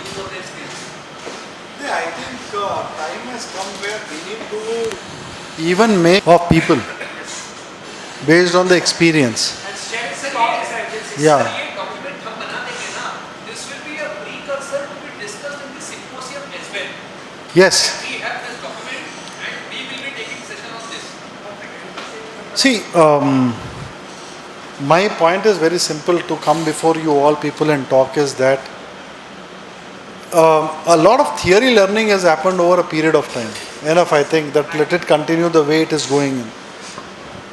But somewhere we need to actually get it to a level where वो एक invincible कौन सी picture एक है ना, no एक cartoon movie है in the invincible, उसका क्या the Incredibles. In the Incredibles के अंदर वो सुपर हीरोज को हाइड होना पड़ता है, सुपर हीरोज को हाइड होना पड़ता है. They cannot showcase their identity. So this is the same situation we are living in. So let us actually see why only a set of organizations are able to do that and not other chartered accountants. There is no motivation which is actually coming in from a platform where we can say that okay, this is what you need to do and this is how you need to move forward. And might be, I really don't know, बस अपने life के अंदर हम लोग ठीक है, one is on a commercial note, one is on a pro bono note. Now one is basically where we are able to come forward and actually pull out a proper publication which actually talks about what all a chartered accountant has to do to reach out to a newer position. अभी क्या हो रहा है, आप आ रहे हैं ज्ञान देकर जा रहे हैं, चार्टर्ड अकाउंटेंट को तो आदत है मेमोरी करने की, कर देता है, पास हो जाता, 38,000 चार्टर्ड अकाउंट्स भी हो गए डीसा. बट क्या हो रहा है उनका? So somewhere we need to actually come out with this kind of thoughts where one is I want immediate implementation with regards to an expression of interest which has already been circulated. If it is circulated, scrap it off because it might have been done when we don't know. First is come out with the expression of interest for question bank, case study, case scenarios, Very clear. Number two, come out with the expression of interest with regards to who are the people who are interested in the mentor-mentee concept. Number three, if we are able to take some people who are coming together to create a publication of what we need to do and how we need to proceed further, that is something which we can actually think about on 1st July. मेरे पास problem है ना sir, आपको भी पता है, कहाँ गए हमारे मनु भाई तो साथ में, उदय भाई यहाँ बैठे, डेट देने की आदत हो जाती. 1st July is 75 years of ICAI. Can we actually think about coming out with a beautiful publication on new system audit? How systems audit can be evolved, what is that we need to do, forensic के अंदर हम क्या ले सकते हैं, AI में हम क्या कर सकते हैं. Then I think couple of people who can come together, level 1, level 2, level 3, very quickly we can actually take it forward, so that publication become a worldwide publication rather than restricting it to ICAI alone. Sir, इसमें मेरा suggestion रहेगा, like this is a good thought process. It can be a kind of a series, just like we have something called as some series books are there. Reimagining, forensic, reimagining this one. Just try to give it a kind of a thought process. Leadership दिखाई देगा sir. करना ही पड़ेगा boss. FAFD course discussion. So in case you want to add anything from a DISA perspective, add it. Yes, please. For a virtual course, we need to rest of those participants who are living in small cities or tier 3 cities, we need to have the virtual courses because they don't have that capacity of the members. Yeah, so that's why I've written consider only physical batch. There might be certain set of exceptions. We'll have to figure that out. We will see that. Okay, because I think we have a certain cutoff as well for the participation. Otherwise, we'll only go, sir. For a smaller cities, like I think we have a certain cutoff of the members. Then but then there is some sort of no virtual, sir. I've written consider only physical batch. Exception hai to we'll think of.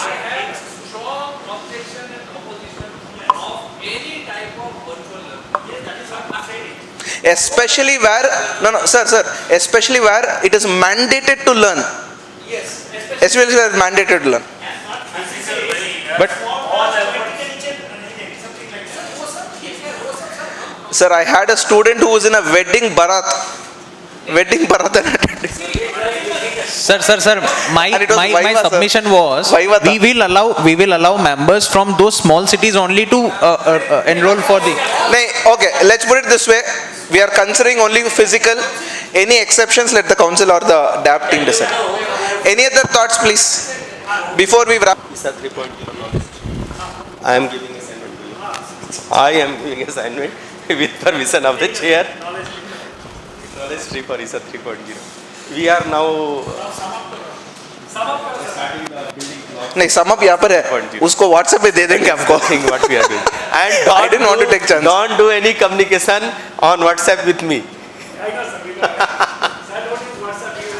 Because I was not aware this is going to happen. So one fine day, Kunal ji called me. Sir, you are not on WhatsApp.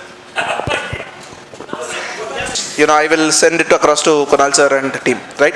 Any other thoughts before we wrap up? All good? All right. Can I request all of you to take your hand, pat yourself, and say a wonderful job done, all of you, because I think thoda exercise bhi hona hai. But yes. Yes, sir. Training guideline is there. Changes, I think, which is proposed or thought about. Can you just put it on the screen if you have? Jaldi se lagao. But what are the changes? That is something which is important.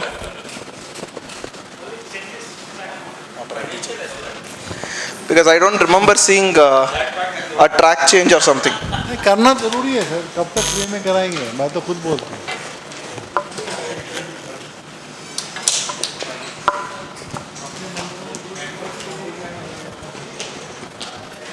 We are done, right? A couple of people who are coming as a new faculty, and we have shortlisted a couple of people for completing the faculty development program where they are going to give their presentation, and hopefully we will have more faculties to be added, and in time to come again we will do city specific if it is there.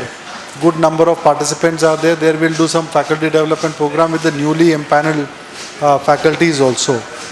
And that standardization is something which we need to really look at, because everyone is giving new different example. So bare minimum should be ये क्या क्या है भाई, जल्दी जल्दी बोलो. Sir ये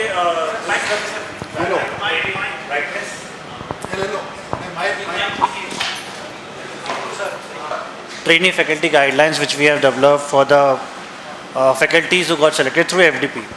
So we have got feedback that these guidelines were little too hard for the trainee faculties to go through and been selected as the impaneled faculty. So there were some suggestions. I'll show the suggestions only. Major three suggested amendments we were suggested. कि एक तो they have to complete a total 60 CP hours as a trainee faculty with the impaneled faculty. So they have to take a session along with the main faculty, which we propose to reduce it to 24 CP hours because they are not able to complete this 60 CP hours and they are not able to become the impaneled faculty. So one suggestion is this: we have to reduce these trainee faculty hours, number one. Number two, we can use these trainee faculties in our webinars, seminars and other conferences. So that could also be considered for the CPE compliance. But you need to take a feedback for those. Feedback we are taking. Feedback earlier also we are taking, and that is the same.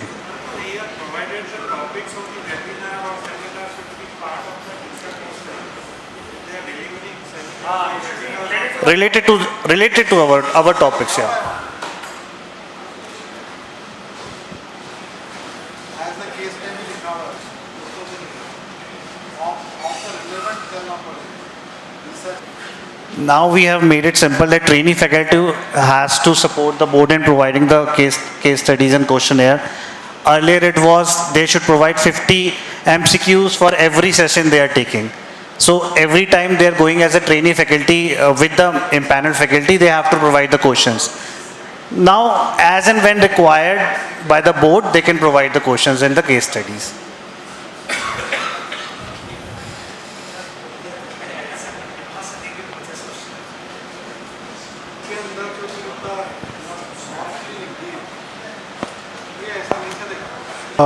Manu bhai, primarily you go on the point number 2. Sir, primarily if you see, all of you see, if we keep it so light, Manu bhai, somewhere you need to put a caveat also. In providing question case studies, trainee faculty should help the board. What should help? ऐसा तुम open रखेंगे तो I don't think it will even take up it will fly in the DAP committee also. Forget about any other thing. So let us actually make it expression of interest. So whatever the group is going to be constituted for that, they will wait it, and when they are going to accept that type of thing, you can develop. The same group is going to wait it. It's too, well, the subject is technical and it is a diploma course. अंकुर तुम तो पूरा का पूरा dilute कर दिए.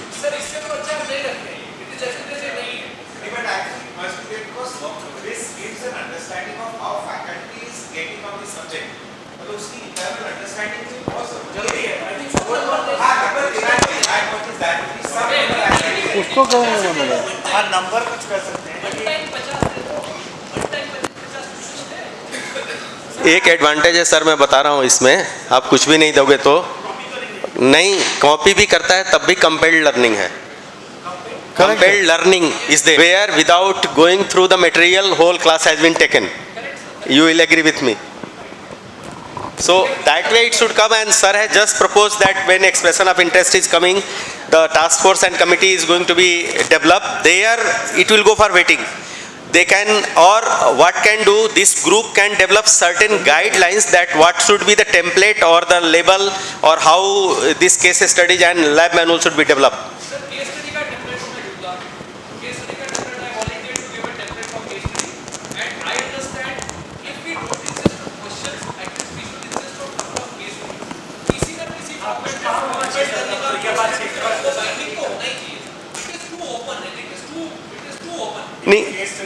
Case studies means relevant domain and relevant activity. Audit should come into that. Like for example, when I became adjunct professor at IIM Bangalore, there was a kind of a small of advisory board which was actually reviewing my book. There they told me I am overqualified. What we can do, जैसे आपके पास visa में तो आपके पास knowledge free है, हम case study को knowledge free के किसी लिंक पे case study Case study is having 5 different segments. In which segment what will come, that will define the template. They have to put those information into that. Okay.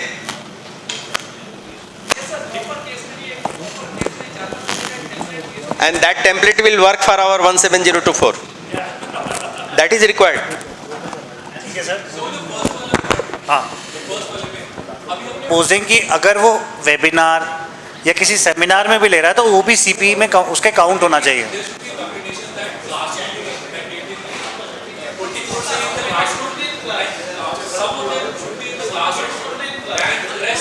जी थोड़ा सा वो language change है क्योंकि ये MC से approved है sir, इसलिए हमें लगाना पड़ेगा दोबारा, अदरवाइज सेम है.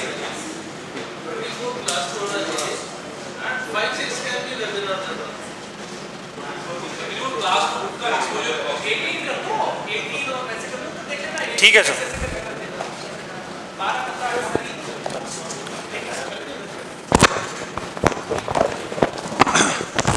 I think a good deliberation which is there, but one help rather or might be ask or a request is to take it and make it fly. You couple of people are going to go today or couple of people are going tomorrow. What we can expect is if you can just make a note, 2 people have actually been there as a coordinator, based on the entire sum total assessment, what 3, 4, 5 things which we need to do. Example, when we talk about expression of interest for FAFD, for this, case studies ke liye, if we are able to pull out good case studies and we are able to come out with a good publication, see what is happening is people today don't have any exposure. Unfortunately, we are creating people, but there is no, right? So, something we can actually do it in a constructive way so that people who are there and they get motivated to actually come into practice. And this is how what will happen is upskilling our members will actually create more opportunities.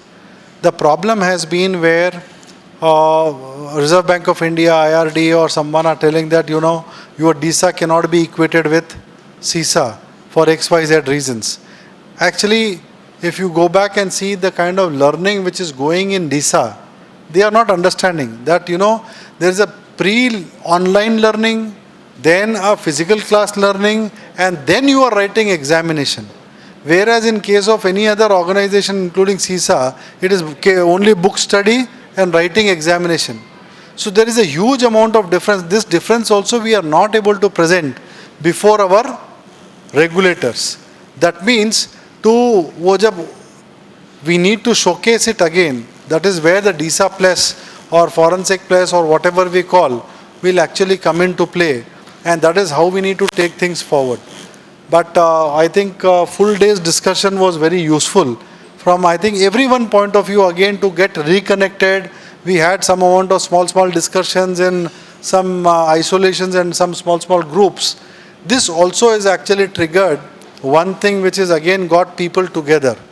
And this WhatsApp group which is actually going to actively run from here will be carving for all suggestions which you people are going to put into that group, and some people who would like to take initiative would like to come forward so that respective group under DAB or AI will be created and you will be made responsible for that, and we have to come out with a publication which actually showcases and we present before the society and the regulators that we are able to take it forward.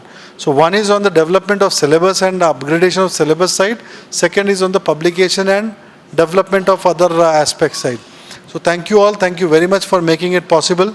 Thanks to the office also who has actually ensured that these people with lot of positivity tried to reach out to you all people and ensured that good amount of participation takes place since morning. Both the communities combination was very good. But you all people who are actually busy in your own world, pulling out time for the institute. It's actually a real thankful thing. We always think as a council member that we are giving our time, but you all people are giving more time than us because the drafting part and everything is required to be done. Fortunately, one more thing which I would like to conclude is when Manu Bhai actually we both were talking, we were just telling that, on a lighter note, that some magic or some synergy benefit has to come back again in DAB. So let us actually come together to do something better and newer in the process. And one more young person like Rishir, who's actually taken his initiative to come forward, called me up and he told that, sir, I want to be part of this entire discussion. Similarly, Umesh Sharma ji, who is actually the vice chairman of DAB, AI, he also took that initiative. Aniket Bhai, in his full liberty, he told that you do anything what you require, there is all concurrence from my side. So the energy is flowing all in the right direction, which is with positivity. So in this speed, if we are able to push it out, I think there is something new which is going to come out, and let people, society, members, regulators feel that there is a continuous action which is there in the institute. Rather, we have to create. कल हम रहें या ना रहें, आज मनु भाई बोलेंगे मैं तो था यार, हो गया मेरा काम, कल मैं भी बोलूँगा हम रहें या ना रहें, but आप सारे लोग हैं ना, will always be in demand because you are always on a continuous contribution basis. So if we are able to trigger this thought process, it actually will go to a different level. And as you all know, this being election year, the challenges will be a little different for all of us to come before you all, because after September it will be a code which will come. So we cannot actually come in these kind of forum, address and all. कर सकते हैं? अच्छा, इसमें कर सकते हैं, but ठीक है, आप यही समझ लो नहीं कर सकते. तो दूसरा क्या है ना, 1 जुलाई तक क्या हम कोई अच्छी चीज़ फॉरेंसिक में, कोई चीज़ अच्छी सिस्टम ऑडिट में दे सकते हैं क्या? 75 years Amrit Mahotsav, and more importantly any publication. I was very happy on 1st July when the President of India released the new syllabus of education and training, and fortunately I was the chairman that time of Board of Studies. Now as a vice chairman also I will be more than happy to get it released by whoever the eminent person. 75 साल का impact है ना, वो ठप्पा लग जाएगा. So just think it over. बस. Thank you.